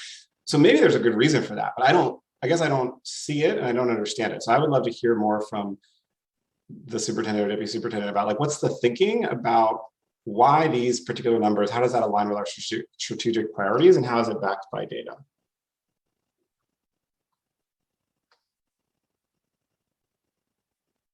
Deputy Superintendent Lee, do you want to start? Yes, I'd be happy to. So I'll say a couple of things, Commissioner, and maybe where I'll start is referring to the note that's in that same slide. That part of what's reflected in this initial balancing plan is in the context of changes or decisions that have made recently or leading up to the point where we are. And I don't know that this was highlighted a lot in our presentation, but there's a note on this that does point out that in the last, I think 3 fiscal years, in the 3 categories, indirect services, operations, and administration, that investments across those categories have been cut by approximately $29 million. And really that's I think we're saying that just to sort of note that there has been a cumulative effect of reductions that have been made in the parts where, as you point out, there seem to be a smaller proportional percentage of reductions that are included in this framework. And on a process note, we will go deeper into these other categories in the next couple of meetings. And as Megan pointed out at the beginning, we really see this series of discussions as part of a package where we're sharing information, inviting feedback as you're providing here, and clarifying questions, again, as you're providing here. And we will continue to follow up, but we it was too much to attempt to go as deep in all of these areas in the course of one meeting. So we really wanted to chunk it out, but that's an immediate response that I would offer for the time being. I don't know if Dr. Matthews or if Chief Wallace or Ms. Gordon want to add on to that. Yeah, the only thing I would add is, and I think it's piggybacking on what you just said, which is, I think you highlighted, Commissioner Alexander, you highlighted the admin, but what we're also looking at is the indirect service as well as operations. So this is an attempt to move out from the classroom. As we know, that's definitely a part of the strategic planning and the priorities that the board has set is to do everything we can to stay away from the classroom. As Deputy Superintendent Lee just said in the previous years, and I spoke about this at our last meeting, we definitely have made cuts centrally. And so this is one area. This is the other part that Deputy Superintendent Lee and Chief Wallace said, is that we know that we're not going to be able to go over everything at this meeting. And the goal is to spend the next 3 meetings hearing from you, hearing from the public, refining this plan, especially as we're hearing from you, so that when we get to the December meetings, the 3 meetings in December, it gives us the opportunity to come back with the balancing plan that reflects what we're hearing and the feedback that we're hearing from you tonight. So I hope that helped. Yeah, that's helpful. I guess still, I mean, again, this is sort of maybe my feedback too, is that, if you take those 3 categories of indirect service, operations, and administration, you add up the 3 sort of 22, 23 current, it comes to 489 million. So I know this is a rough calculation, but a 29 million pass cut in those 3 categories is actually just 6% of those. So that's half of what we're proposing cutting from schools, which is more like 12% to school budget. So I guess, again, I mean, I guess my other concern with that rationale, to be honest, is that it doesn't, to me, seem like it's actually a zero-based budgeting approach, right? It seems like it's like saying, well, we already cut a bunch from central, so therefore now we need to cut from schools. When to me, a zero-based budgeting approach says, starting from 0, what's our core function, right? Which, as we all agree, and I want to be clear, I think these questions, I know that staff are aligned on this, that our core function is teaching and learning in the classroom, right? And so a zero-based budgeting approach, in my view, starts there and then says, okay, what are the things that we build out from there that are essential services, right? So in my view, around indirect service operations and administration, unless we've combed through those budgets and said, what are the really essential pieces, then I don't know how we come up with a number like 10 million or 15 million or 5 million or 29 million. It feels like almost like magical thinking, I think was a word somebody used around the budget. Like we're pulling numbers out of a hat, right? But they're not actually aligned with which of those services are really essential to schools, right? Because as you all have said, right, people are now complaining that HR maybe is understaffed, right? So I guess my concern is, and I get that we're going to go more in depth on those, and maybe that's where this happens. But I hope that then we can adjust these numbers and come back and say, like, that we don't get locked into these big picture numbers before we kind of do that deep dive and sort of set a goalpost without a rationale behind it. Like I guess I don't know if that makes sense, but I just feel like there needs to be a really clear rationale that's tied to our strategic priorities, that's tied to the classroom and the impact on the classroom, which other people have asked, and then building upward, we arrive at these numbers. It almost feels a little premature to have a number like 50 million from schools if we don't know what can we cut centrally. So, Chief Wallace, I see you have your hand up. I'd love to hear your thoughts. Thank you. I do want to add, and Commissioner, thank you. You had actually raised this question separately, and I hadn't had a chance to answer this, but this total expenditure budget of, upwards of, I'm just going to round up, $1.3 billion actually includes capital funds and funds that really aren't actually part of what is on the table for reduction. And I think that's one element of what is before us that will be clarified as we move forward. We'll do more work to articulate what is actually within the confines of our zero-based budgeting effort, particularly on operating support. So I think we wanted to be able to show that big picture budget. What is the world of district funds that we have, but it's not an apples to apples comparison of showing the 50 million proposal of site-based reductions with the various allocations and reductions for direct services and so forth down the list. So we'll try to articulate what all is included in each of those categories so we have a better sense of the actual proportion of reductions that we're talking about.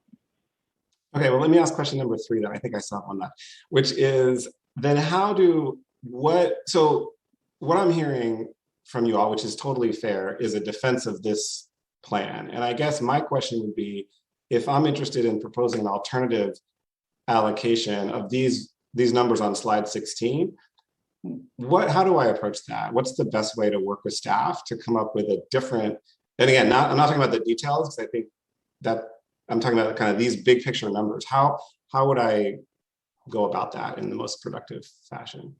So before, I know, hold on, I know Chief Wallace is going to answer the next steps, but I just want to say, one of the things you said was staff is the defense of this plan. This is what we wanted to put in the ground as our starting place.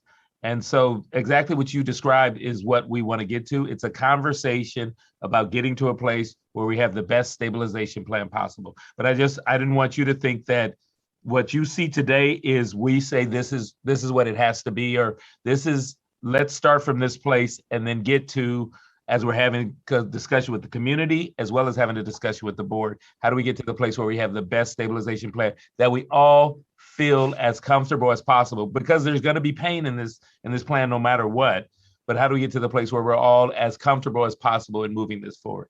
And now, Chief Wallace. Thank you, Dr. Matthews.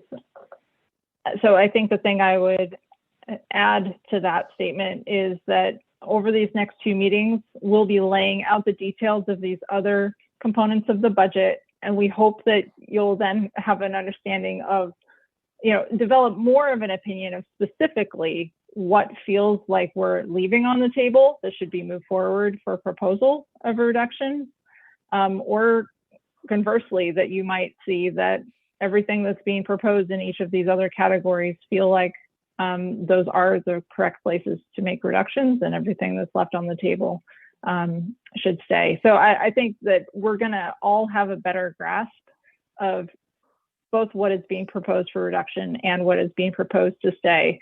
And I would say that after this evening and the following 2 meetings, we'll come back on December 1st, but leading up to that, we should start to identify those specific areas that you would propose. I think the piece that I would advise against is saying, I don't like that ongoing change. We don't have enough for operations. I don't have enough for administration. Like, the zero-based budgeting is to say, let's go through these key elements and differentiate of what's core versus priority versus enhancement. And I think we should continue to operate at that level of detail in each of these categories. Hopefully, rather than debate on the broader amounts that we're proposing for each category. Thank you. Commissioner Alexander, did you have any more questions or comments?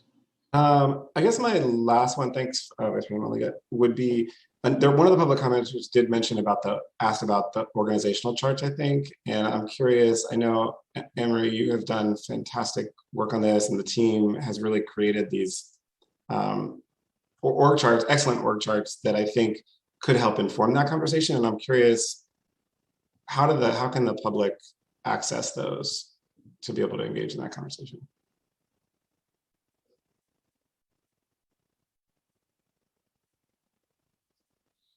I think we can plan to follow up on that. I think I would just want to confer on the best method to share them or make them available publicly. Yes, we will confer and get back to you. Typically, those in some form, use at a high level or put on the website. So we'll figure that out. Thank you. All right, Judson, if you could bring that screen down, please. I think Commissioner Buggs had another question. Thank you so much, Vice President. I was wondering if you could just, I guess, respond to this. With the reductions that are being proposed in this plan, are we still able to meet kind of our requirements to students at the same way that we are at the current moment, kind of in the current year? Does that make sense as a question? Like, are we confident we're still able to do everything we're committed to do as much as we are now, especially relating to students with IEPs and things of that nature? I would say that maybe starting with the students with IEPs, we're absolutely committed. We are required and strive to provide a fair education to all of our students. And so absolutely, we are committed to that work.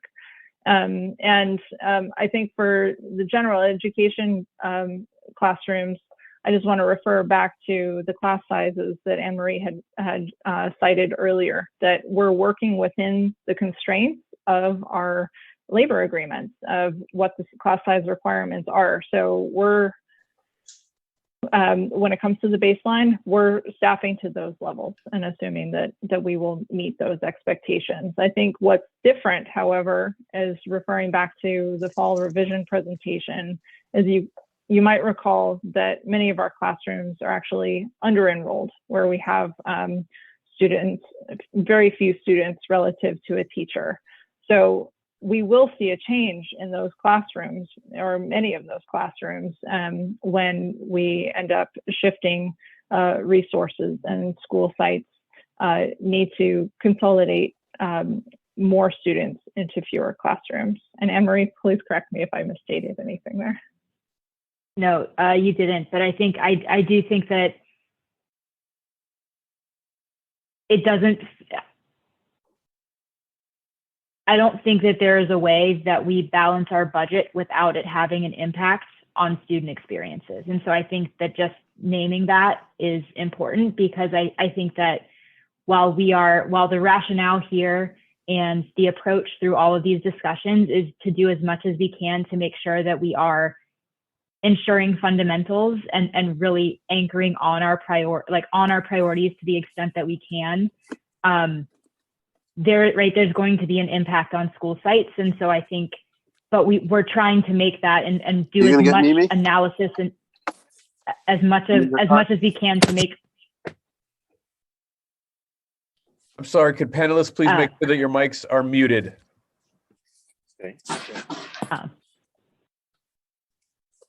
I think we want to do as much as we can to minimize that impact, but we know that there will be an impact. And I would say that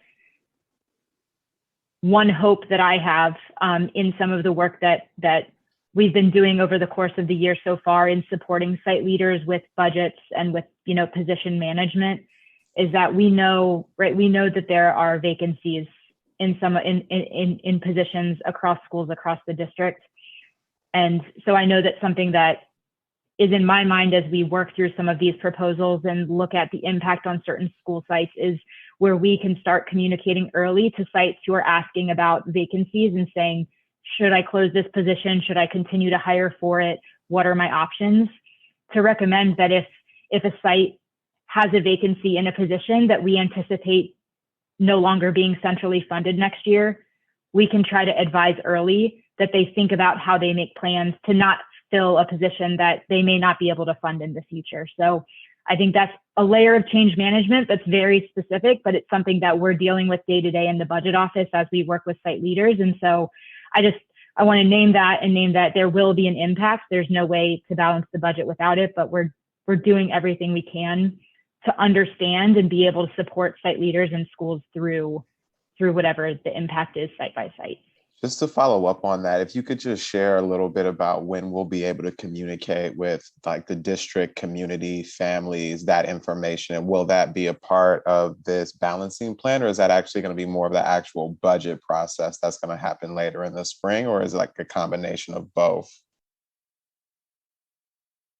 I think it's a combination of both. I think that, you know, this meeting, the materials, right, were like, they're public. I know that it requires some interpretation of what does this mean, right? What would this mean for my site? But I think that that this is right. This is now an open proposal, and so I think that being able to engage with it and be honest about it and talk about what it is and what that would mean for schools, we should be talking about it now, because we don't want. That's part of also why we started with these proposals around sites today, is so that.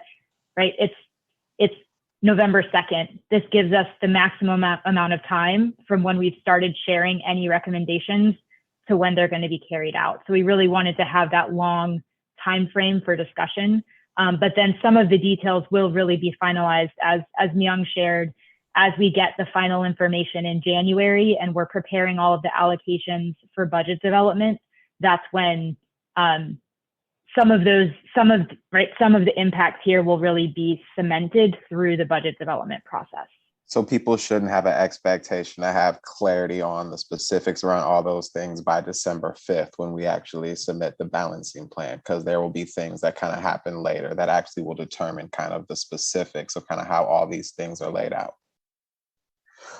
So I guess I have a question for the superintendent. If you could talk a little bit about the reductions and the size of the central administration kind of with these proposed reductions, and it's a bit, and whether or not that is meeting our ability to kind of fulfill all the needs that the central office has to support families, sites, and kind of all the other commitments in the district, and just in how much, I guess, variation do you feel like there is between kind of what is there versus what we could cut or what we would actually need to add if we really want to see more things that kind of the central office does kind of get done? Yeah, to be, honest, perfectly honest, there is some nervousness. We've seen the reductions that over the last couple of years, as Commissioner Alexander highlighted, and I'd highlighted at a previous meeting, we have received concerns from some of our sites regarding the support either from HR, from payroll. We've received concerns from our labor partners about the same areas, and these are areas that we have cut over the last years. So as we continue to cut, as a superintendent, an outgoing superintendent, but still a superintendent, there is a bit of nervousness as to whether we will be able to, I won't say meet our obligations, I would say more of perform our obligations as effectively as we have in years past. And I think that's what we've been hearing from some of, as I said, our sites and our labor partners. But here is the bottom line is we have, at the end of the day, we have to make 125 million in reductions. And we know it's not going to come just from sites or what we're providing for sites. Some of it will have to come from central. So there will be a reduction in services. The way I view this is we as a district have to get to the place where we figure out where those 125 million in reductions are going to come from. We reduce to that level. And then, as I've heard many of the people in the community who have called in, then we, as a district, figure out how we're going to raise funds. If we think we need services at a higher level, or if we want to have a higher level of services at our sites, whatever that is, we're going to have to raise ongoing funds to make that happen. But at the end of the day, it is incumbent upon us, as you heard earlier, our homework is we have to get to the place where we reduce by 125 million. There's no ifs, ands, or buts about it. There's some worry there, yes, but I think that if we, as I said, if we determine that we want services at a higher level, then it's incumbent upon us to not, after making those reductions, figure out then how we're going to bring in additional ongoing revenue? Thank you for that. I have an additional question around the weighted student formula and the baseline funding for sites. And I'm just curious, just really specifically, how do we view that impacting literacy efforts across the district? And kind of what we're kind of expecting for that to kind of mean for school sites with the shifts that we're making.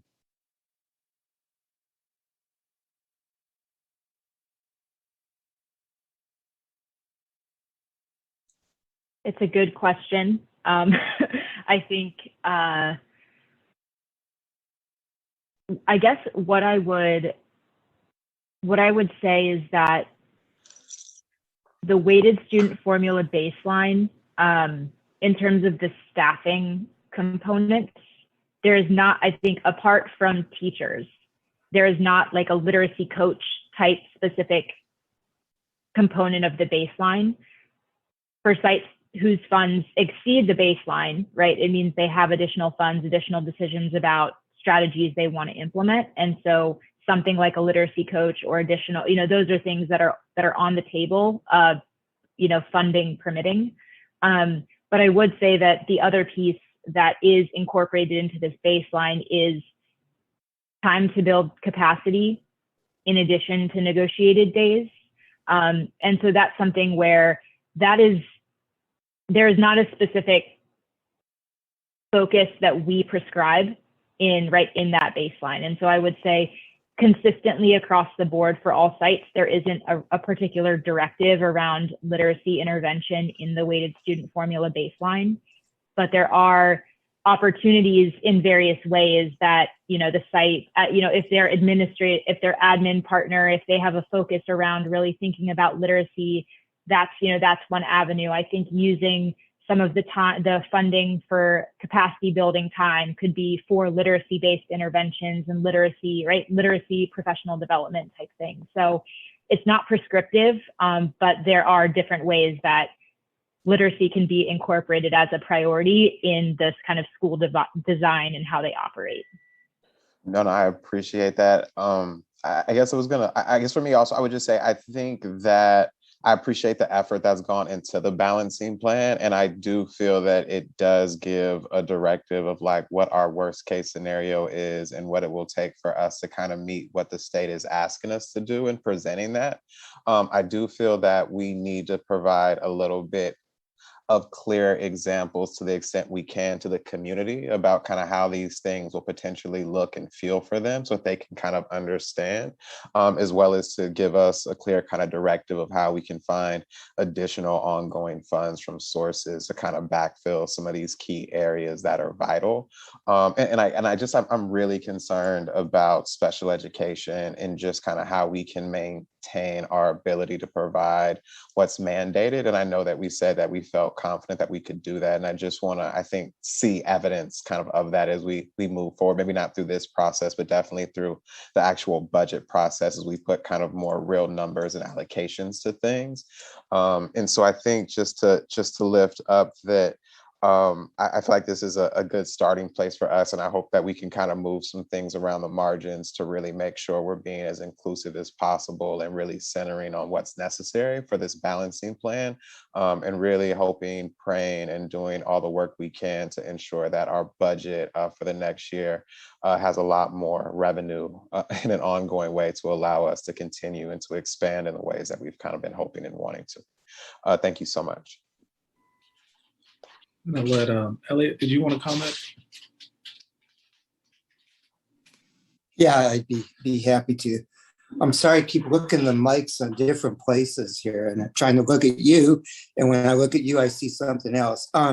First of all, I want to say I have heard some great comments from your public commissioners. You've asked some very astute and important questions.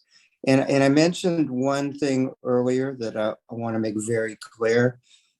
You've made most of the rest clear, but the budget that you enact has to be doable. I don't think you want to send me back to the state and say, and I'm going to pick on special ed, and I think your staff is well aware of that. You cannot cut into existing IEPs. There may be services that you can look at. There may be processes long-term on what happens at student study committees or what at the site level, but you can't cut into those.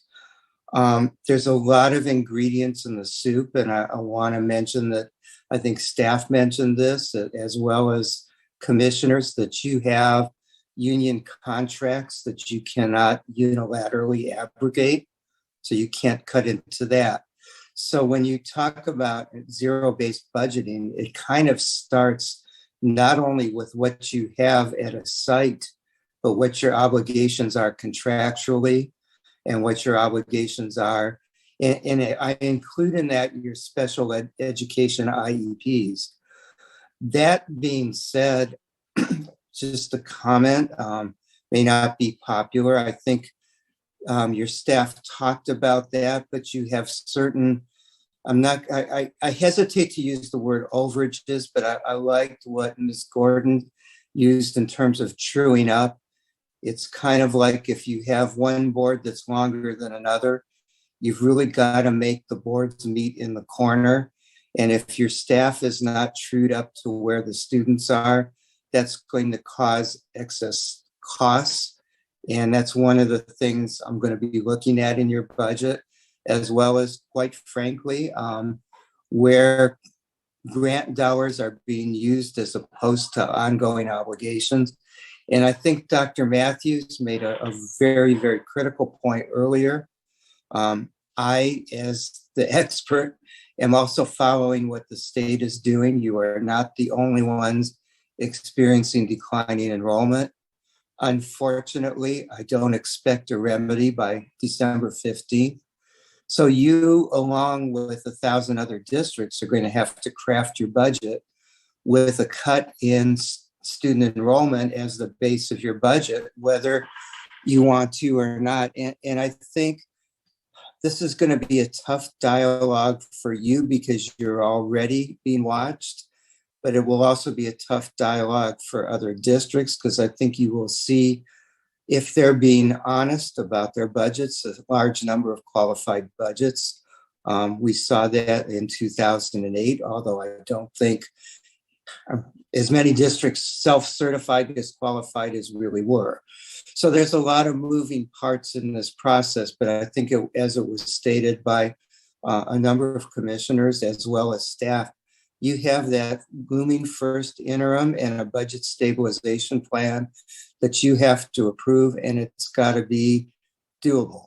I always like to take things down to their most simple level, which is tough with your district because you're not a simple district. You have a very complex financial formula, but so many of those parts are contingencies, and I think I heard that word used. So I really want to commend you commissioners and your staff for taking what I assume, since I wasn't here 3 weeks ago, I am here now, but what I assume is your direction at looking at every opportunity to find cuts. It's very easy to look at what appear to be big cuts in places that are not right next to students, but really are important to students. So a lot of what goes into that soup looks like when it's under the, and I'll just say this, under the line of administration, that may include your LCAP coordinators and people who are essential to getting the money into the district. But I want to assure you that those are the kinds of things I intend to look at. Any dollar that can be found, I'm sure going to work hard to find it. I think there's some there. At the same time, you have some big decisions and tough decisions to make. And to the public, I think you're hopefully going to see things happen after this budget has to be cut, but they may not. We've all been there before, where sometimes in January, May, and June, it gets worse. So you have to have an ongoing stabilization plan that can be facile enough to adjust to the state's budget. Thank you. Thank you for the opportunity to make comments. Thank you, Elliot. We'll definitely be working in tangent with you to get more of your expertise. we'll go to Commissioner Lamb and then Commissioner Collins right after. Thank you. I had just had a follow-up around the SPED because I believe that FICMAT was also going to be providing this SPED analysis in addition to our state fiscal expert. Is that correct? And what's that potential timing? So we are working with FICMAT, so we're actually in the contract formation process. So we've agreed on scope of work, but we have not initiated it yet. So, and I realized that at the last meeting we had talked about, even with some of the risk, for example, the fiscal risk health assessment, for example, wouldn't necessarily get us, within the deadline of December. But in my spare time, I'm starting to read other districts' old fiscal health assessment reports just to kind of learn a bit more about what other districts have gone through and what shifts that they had to make. So when, again, please remind the public, although it's off cycle from the December deadline, when that risk assessment report would be available. So I think the timeline is actually much quicker than I had anticipated. The FICMAT team is trying to get ahead of the holidays, which works well for us. I think my take on that analysis is the same as what I previously presented, however, and that's that it will identify our risk areas for additional work. It does not identify opportunities for savings. If anything, where there are risks, that might be, I guess my key takeaways would be either that's where we need to make sure that we are continuing to invest resources and maybe dig in and invest more. Or, just straight up where we're currently under investing so I guess with those risk areas, I would anticipate the need for additional investment as opposed to pulling back resources. Just the last comment, or feel free to also follow up. I think the larger question I keep going back to is, in addition to identifying those reductions, structurally, are we kind of going at the core of what we need to make longer term of those reductions? And, how through this process will we, of course, to your recommendation from staff, but that we are doing the right sizing, that we need to at this moment. And again, not only for year one, but for me, really key to that multi-year, because of that declining enrollment gives me a lot of worry. Yeah, absolutely.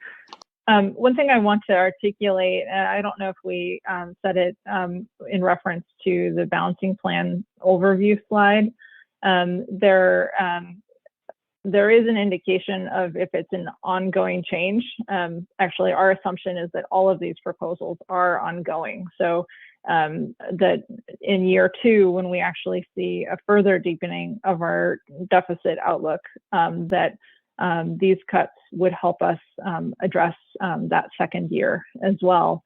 And what we'll get into when we're looking at the revenue piece, revenue is actually indicating just funding sources. I'll be presenting on anticipated use of fund balance to help us balance in that second year. So I think we don't speak to the second year explicitly, I guess is the main thing I just want to flag, but we are certainly carrying that with us, and we'll bring it full circle when we come back around with the full package. And I do want to say that we are continuing our work with FICMAT also to develop Projection Pro. That is the software that will allow us to have, I think, much better projections overall, and it will include a 5-year outlook, not just the current year +2. So with that, I anticipate our projections will get much better. And frankly, our work here is not done with our balancing plan. Not only is it not done with just creating the balancing plan, even when we adopt our budget for 22-23, we're not done. Like, what we're doing is we're building muscles as a district to have these really difficult conversations but also understand our budget around, what we think are core services, what we think are priority, and we'll just keep honing in. This is work that we need to grow and help our students thrive by putting the investments in those places that achieve those highest outcomes. And this work, however painful, is going to help us get our house in order. We'll continue this conversation. We'll keep engaging the public. We'll keep understanding what investments get us the farthest. And so I think that however difficult this is the start of a really, I would like to say, exciting journey for improvements in our district. And we're coming at it from a fiscal angle of needing to right size our budget. But in reality, we're pulling people together at the table to make sure we're investing in those areas that will achieve the highest outcomes. So not to get too passionate about budget balancing, but let this not be the first and last year that we're doing this work. So I guess I'll stop there. Thank you. Commissioner Lamb, are you done? Yes, I'm done. Thank you. Commissioner Collins?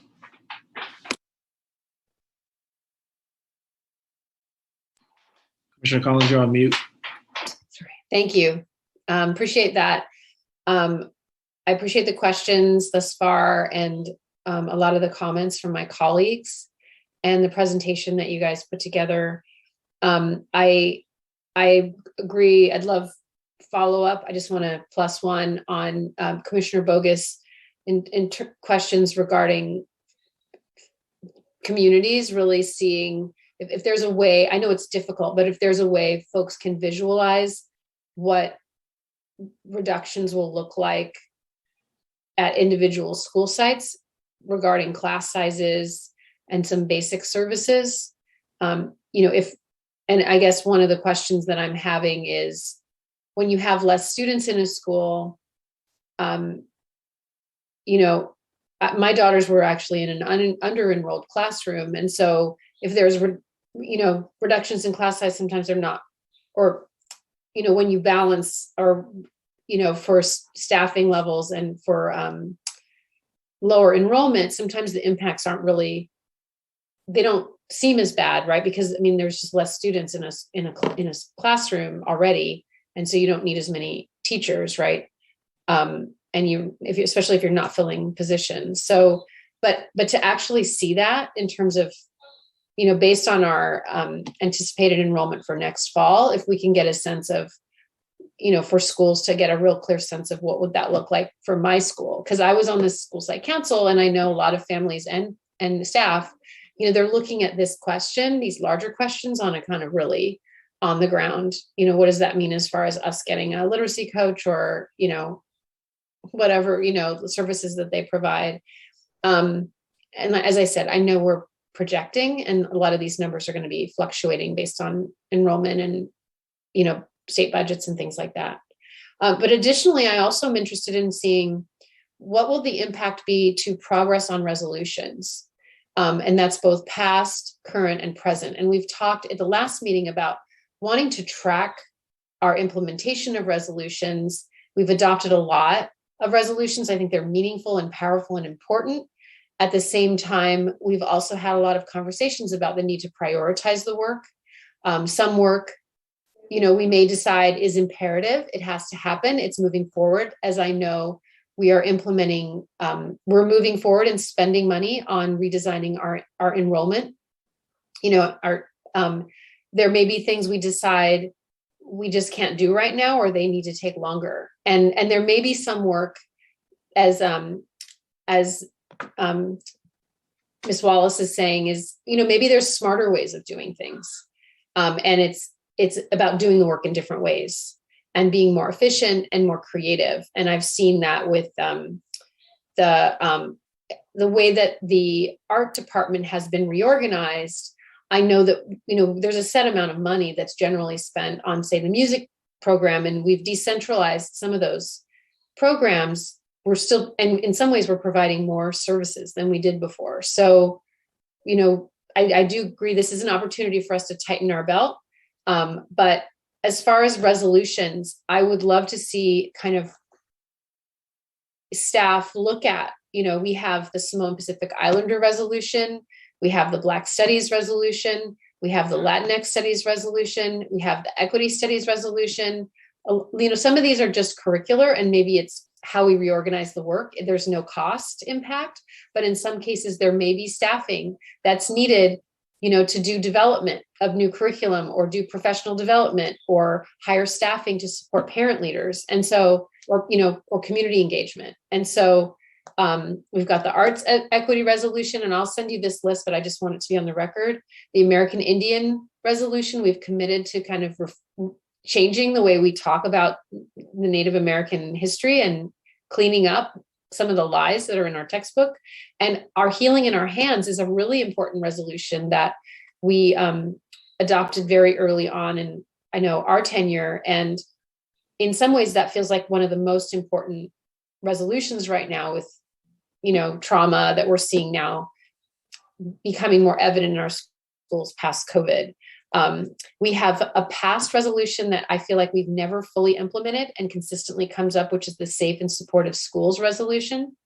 If we're pulling back services, we're already hearing I've been hearing since it was adopted maybe 10 years ago that, and I don't know when it was, Commissioner Bogus, maybe you can let me know, but we've never fully implemented that. And I feel like there's been consistent requests for training, for conflict resolution, for folks to actually help ensure our sites can implement restorative practices with fidelity, which I don't think has ever really happened across the district. I think some schools do it very well, but, so that is an area that I don't feel like we've really done justice to. And then there's proposed resolutions in the pipeline. We've had lots of conversations about outdoor space. We may have bond money set aside for physical changes, but if you really want to do outdoor learning, or if we need more staffing for outdoor lunches, like how quickly or how slowly do those potential projects move forward? And then I know, President Lopez and I have introduced a resolution to focus on literacy. I know many commissioners and families have expressed concern around adjusting the way that we approach literacy and have include more structured approach. And that, as an educator, I'm thinking, how does that happen on a systemic level? So what I'm hearing from you, Anne-Marie, is that in some ways we're giving sites a little more freedom in how they use their budgets, and they can hire staffing. But I also know that there's this tension between what schools choose to do and what we say all schools do. And I think specific to literacy, what I've been hearing is that we don't have a very consistent, we have some really great instruction happening in some spaces, but we have a lot of different types of instruction and we're not really doing it in a consistent way. And we're hearing from educators and from families that, especially regarding students who are having difficulty with reading, like we could have a much more coherent approach. And to me, that means an investment in some centrally kind of, we agree on, we're all going to do it the same way, means we're going to have to provide professional development or site-based instructional staff. And I know that that's an area where we're looking at doing reductions. So, when we talk about that resolution, I'd love to hear, is it, we just do it slower, or if it's a real priority, then, maybe other resolutions don't get implemented with the same, I guess, priority, or we look to partners like the Equity Studies resolution. Some of that work is happening with the Human Rights Commission, and we rely on other partners to help us fulfill those goals. And then I guess, additionally, community schools has been a consistent discussion. And I know that there may be, maybe that's an area where we can leverage more partnerships with the city and with community-based agencies and DCYF. But that is definitely, I feel like, something we need more of and something that we're going to have less money to invest in, right? So I just want to put that on the table. and then, or at least without partnership, right? And then additionally, special education, I think, continually comes up for me as it tends to be, if we're spending, I don't want to do, it's an area where we're morally and legally mandated to honor our commitment to serving students with disabilities. And especially, we need to make sure that we're meeting the needs of their IEPs and their 504 plans, and providing the services that students need and are, that we are required by law to provide. I get concerned about also, it's come up in public comment many times. We spend money on lawsuits and settlements, and, because sometimes we have not fulfilled our obligation to students, and then that becomes kind of a cost and a risk, financial risk. And so there's concerns for me there as far as, and I think that also relates to the literacy resolution, as if we were in some ways, when you invest more money, you reduce risk, and you can reduce costs overall. So I guess those are some questions I have. And so I can send you the list of resolutions, but it would be great to have individuals. I know you can't answer it as the budget office, but to have individual staff members that are kind of overseeing those initiatives to kind of take a look at some of what you're proposing and say, okay, we could do this, but it's going to take 5 years, not 3, or we won't be able to do it without a partnership. That would help us as board members and community members help say, well, we don't want to take 5 years. We need it to be now. And so that means we need to make reductions in other areas. And then I guess finally, I also agree, I would love to see the data, the report that hopefully will come before the holidays. I know it doesn't sound exciting, but I love data, and having that information would be great. The FCMAT report. And then additionally, I've also made a request, as you're gathering input, which is also data from site leaders and from families, if there's a way to make those reports summaries of those reports. Like, obviously I don't expect you to tell me every detail that you have in every conversation, but summary level data of, this is what site leaders are telling you, this is what your information you're getting from UBCs, which are the site-based staff representatives and school site councils, and also prioritizing out like ELACs or other ways that you're gathering data, to have a summary level data, so we can also kind of follow along as you're listening to people, so that when you're making decisions and we see, oh, these are things we're consistently hearing people want as a priority, and that's why we're making these decisions, both the board and also the public, we're also following along, and we're not surprised by maybe how you're using that input to inform the decisions that you're making about what is essential and what is maybe deeply needed or wanted, but not, on the list of items that we might not be able to afford.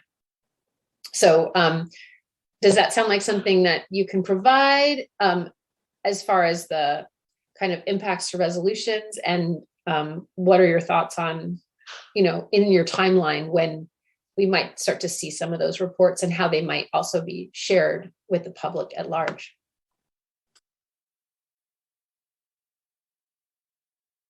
Leon. Deputy Lee. Thank you. If I can throw a comment or two out, Commissioner, related to a couple of the points you made. One thing I would say that the issue of the resolutions, we definitely understand and actually agree a lot with the notion of needing to evaluate, as you said, across the array of resolutions, what can be reached and sustained in the short term, what can be paced or phased in, and frankly, if there are things that we don't see a path to moving forward on in this immediate context, to try to be honest about that. So that's something that I think we, as the staff team, want to do and want to be clear about with commissioners, with all of you and the public. I do worry that it will take some time to do a comprehensive job of that. And personally, I feel better about our prospects for being able to do that through budget development than through the timeline that we have for this balancing plan. To do a thorough and comprehensive job of that. But we definitely agree that that would be helpful. We know it would be helpful for you as policymakers. We also agree it would be helpful for the community who have in some cases worked really hard in developing those ideas and proposals. And it is something that will help us too. I mean, as staff to be clear, to be mutually clear, and to have your direction and input about those timelines as well. And just one thing I wanted to say about special education, just on a separate point, we do recognize this set of really important services and mandatory legal obligations, moral obligations, as you say, to our students with disabilities. We don't take that lightly at all. We hope that you get the sense from us that nothing we're proposing would put those responsibilities at risk or in jeopardy.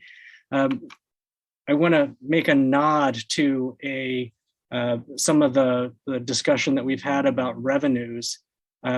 Special education services are essential. They are costly. The costs are increasing, and the program has for decades been really underfunded. And so in that light, it is our emerging staff point of view that this is a really worthy priority for advocacy, continued advocacy at the state and federal levels. And I know we've had discussion about that, but we're sharpening our thinking about how we might go about that.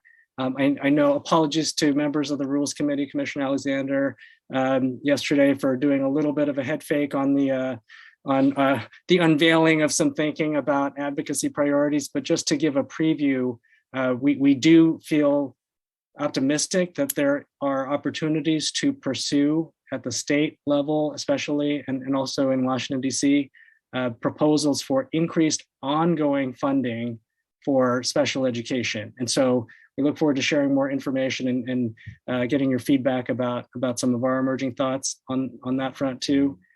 With that, I'll pause. I know I'm kind of going on and on, but does any colleagues have anything else to share about the Commissioner Collins's comments and questions about the resolutions or special ed?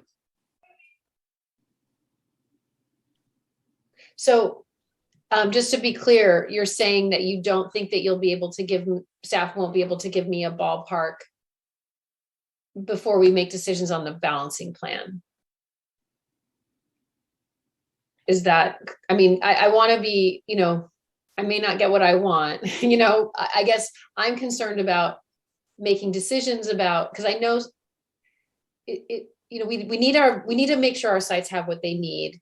But if sites say they need, they need restorative practices to be safe, we hear that a lot.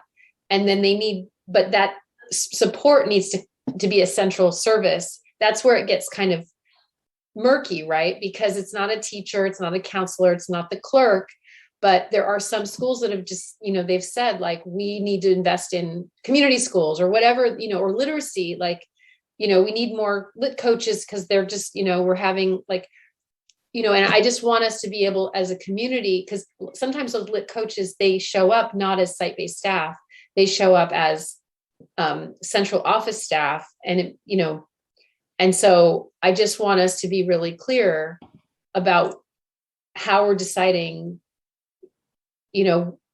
what, if we're cutting at the central office level, I mean, I don't know. There's a lot of different ways to approach it. Obviously, I want to make sure schools are whole first. That's the first. If we're going to start with the student and extend out, we've got to start there.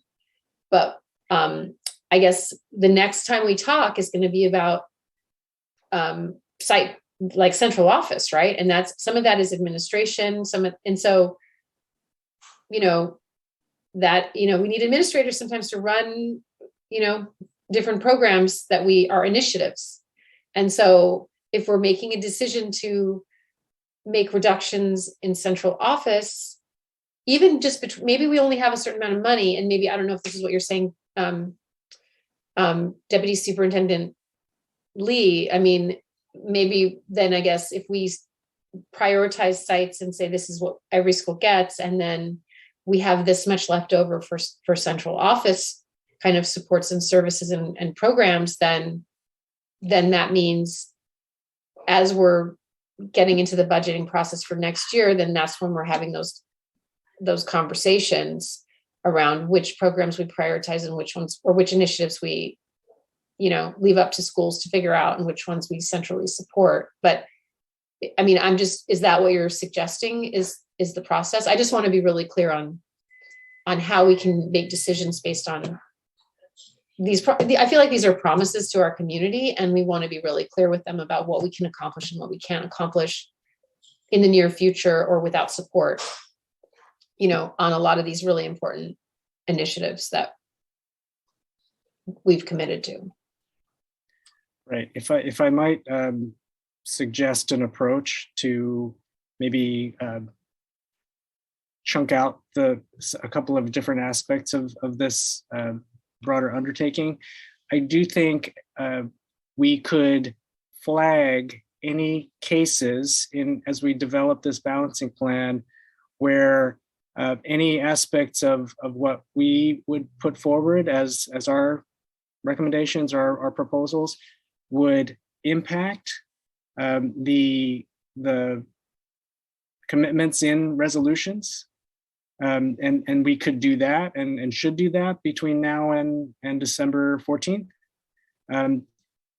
So for example, if there is an activity that is already underway, that investments have been made, and for whatever reason, in the current context and weighing the different options and needing to recommend hard decisions, if we were making a recommendation that would compromise something that is already happening, and force an adjustment or scaling back or pause or what have you, then I do think we can flag those.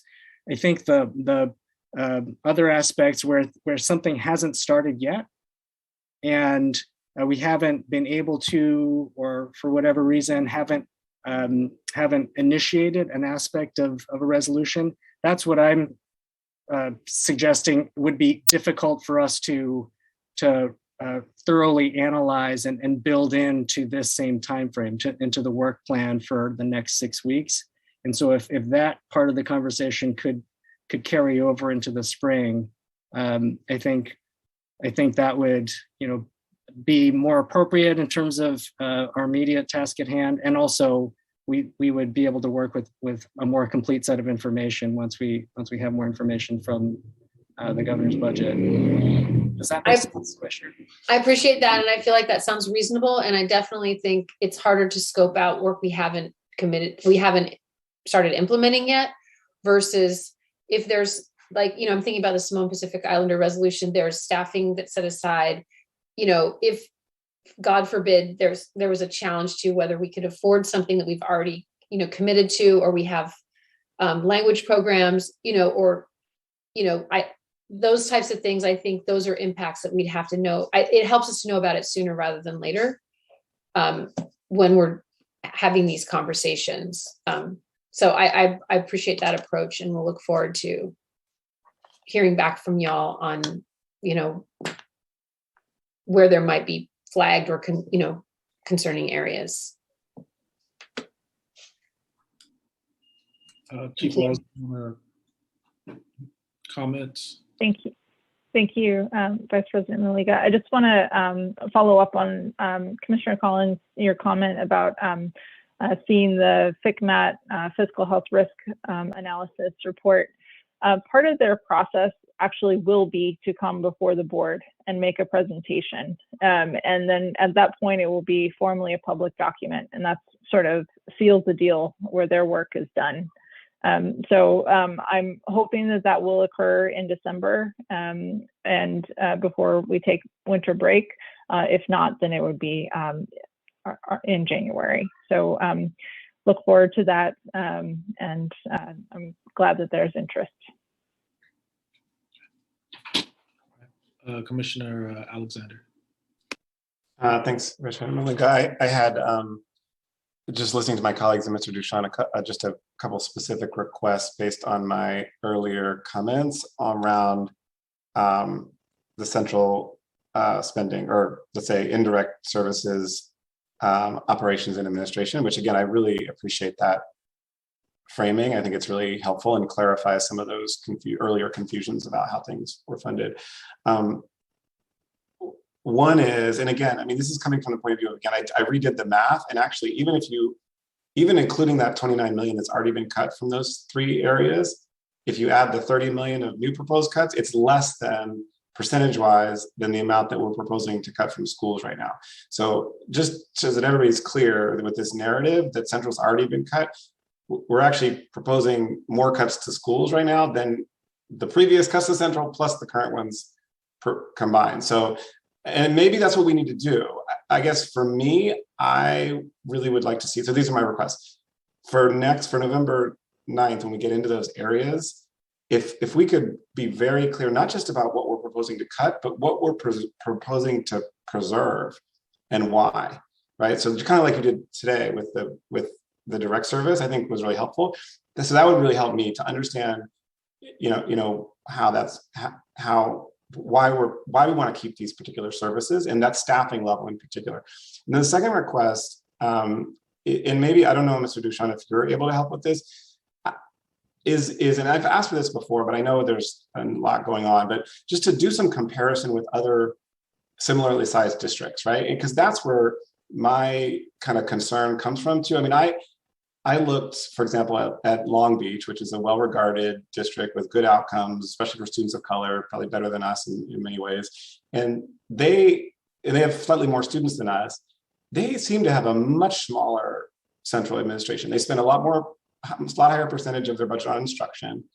I looked at their org chart this week, and they had about 40 positions that were like director and above, so director, executive director, assistant soup, chief, deputy, kind of. We've got, by my count, around 120 of those positions. So it's like, it seems to me that we have a central administration that's at the top level, and I'm not talking about the TSAs, but the top level folks that are it's 3 times larger than Long Beach, which is a larger district. So that's maybe doing better than us. So I guess that's where, just to be clear, it was where my skepticism comes from. And I'm open to being proved wrong, but I would love to see a comparative analysis when we talk next week about central office, not just what have we already cut, but what are these comparable services that are being provided in other districts? Because sometimes, to be honest, more people doesn't mean better services, right? If you have an office centrally with 20 people, they're all talking to each other and having committees and meetings and stuff, and that doesn't necessarily mean they're going to do a better job than 5 people at serving a school, right? Sometimes you have a small team that's really committed, that's good at communication, they can actually do a better job. So I don't know, but I think if we don't have that kind of comparative analysis, it's really hard for me to see this proposal. It adds up to 125 million, which we have to do, no question about that. But how we add up, I think really matters. And so I just would like to see more on that in terms of a comparative sense.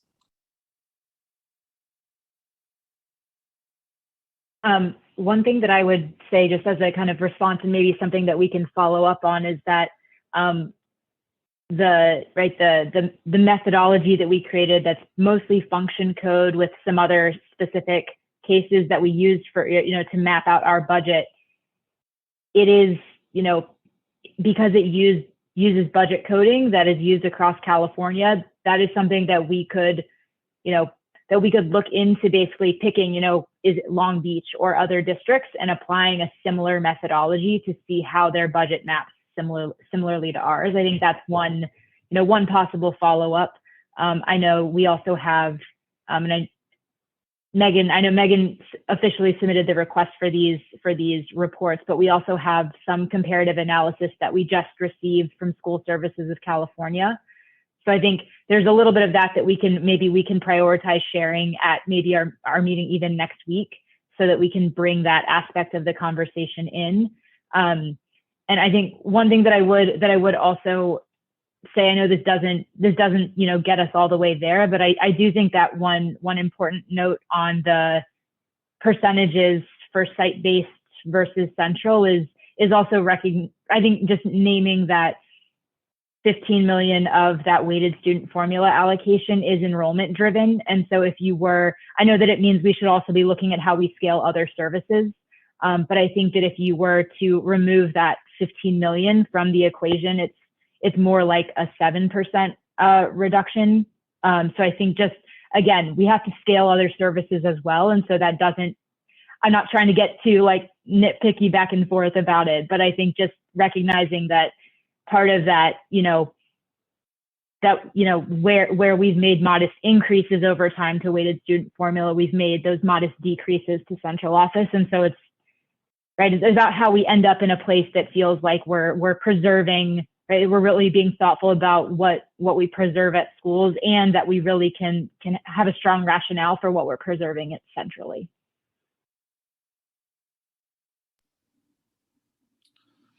All right, we're coming up to 3 hours, and so I'm gonna say we can't go past midnight. So that's what it is, you guys. Can't go past midnight. So, all right. Well, let's keep going. Student Delegate Lamb. It's funny that you mentioned that because, well, first of all, I wanted to also voice support for getting the information about other school districts at our next meeting, just because I think it would be helpful. So definitely supporting Commissioner Alexander's comment, but I also wanted to ask if Agnes and I as student delegates could get dismissed at 8 p.m. if that was okay. Normally I would ask through chat or through text, but there is no chat box. So I wanted to throw that out there. 8 o'clock is totally fine. Yeah. Commissioner Bogus. Yeah, one thing that I was curious if I could have staff respond to is, I guess, what is the plan, or what kind of process options do we have as a board to kind of, I guess, re-examine, I guess, in a broader way, organizational systems and structures, contractual agreements, both kind of labor negotiated and ones with vendors in like a broader way. And just kind of like, is there a part of our current process that kind of allows us to kind of have those conversations in relationship to that? Or is that actually conversations that exist more at staff level and we kind of don't get to weigh in directly on them, kind of the way things are currently set up?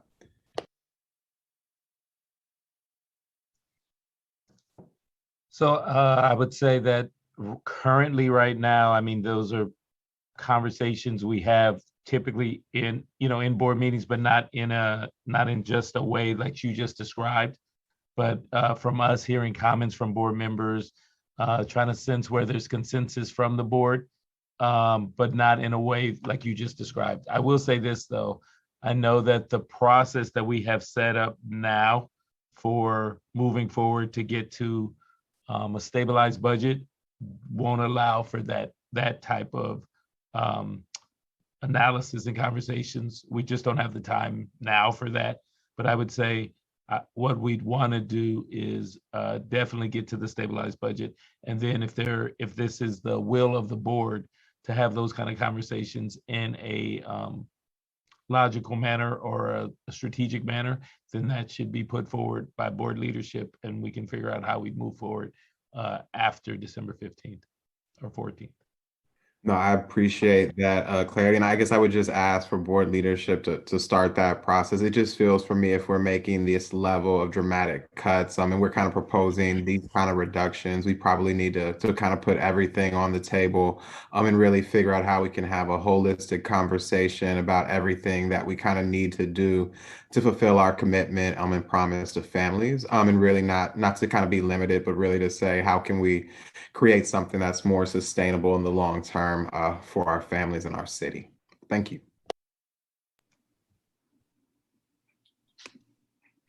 See if there's any more comments. Okay. I don't see, there's no more hands up. And so Chief Wallace, would you be able to just go over the timeline again real quick for the public and everybody to be clear about next steps? Sure, I'd be happy to. Justin, would you mind pulling up the presentation again? I want to say. Yes, just a moment. Thank you.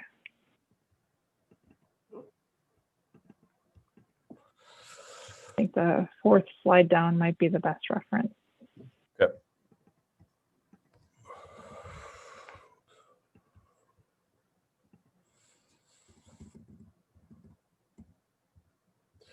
Perfect.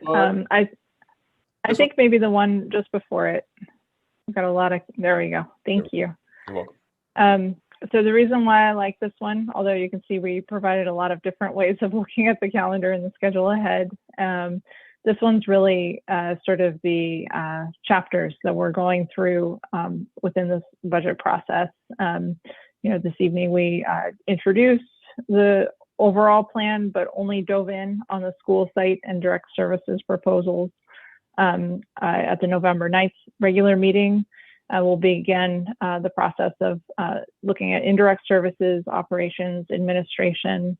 I want to actually add revenue to that. That was a missing piece. We absolutely intend to dive in on that and talk about not just available fund balance, but also new grants that are coming in, talking about opportunities to shift expenses off of unrestricted general fund and onto those new funding sources. So that work will occur over the following two meetings of November 9th, as well as November 17th off-cycle Budget and Business Services Committee meeting. And then that segues to step two for those two meetings in December, where we'll really be trying to get more concrete about the changes that this board would like to see within our budget. Hopefully we'll all have a shared understanding of the proposal, as well as see some opportunities to make modifications that align with the vision of the board. And then ultimately, my hope is that when you all walk into the regular meeting on December 14th, you'll both understand and feel as good about the proposal as you possibly can, and be prepared to approve it so that staff can submit both the first interim report along with the balancing plan on December 15th.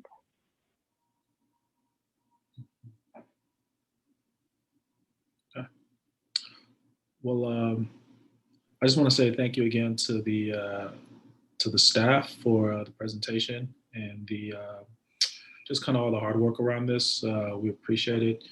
Want to thank our public, and my comments are really around, let's just continue to work with our partners, just how we're doing, constant over communication, right? It's a short time frame.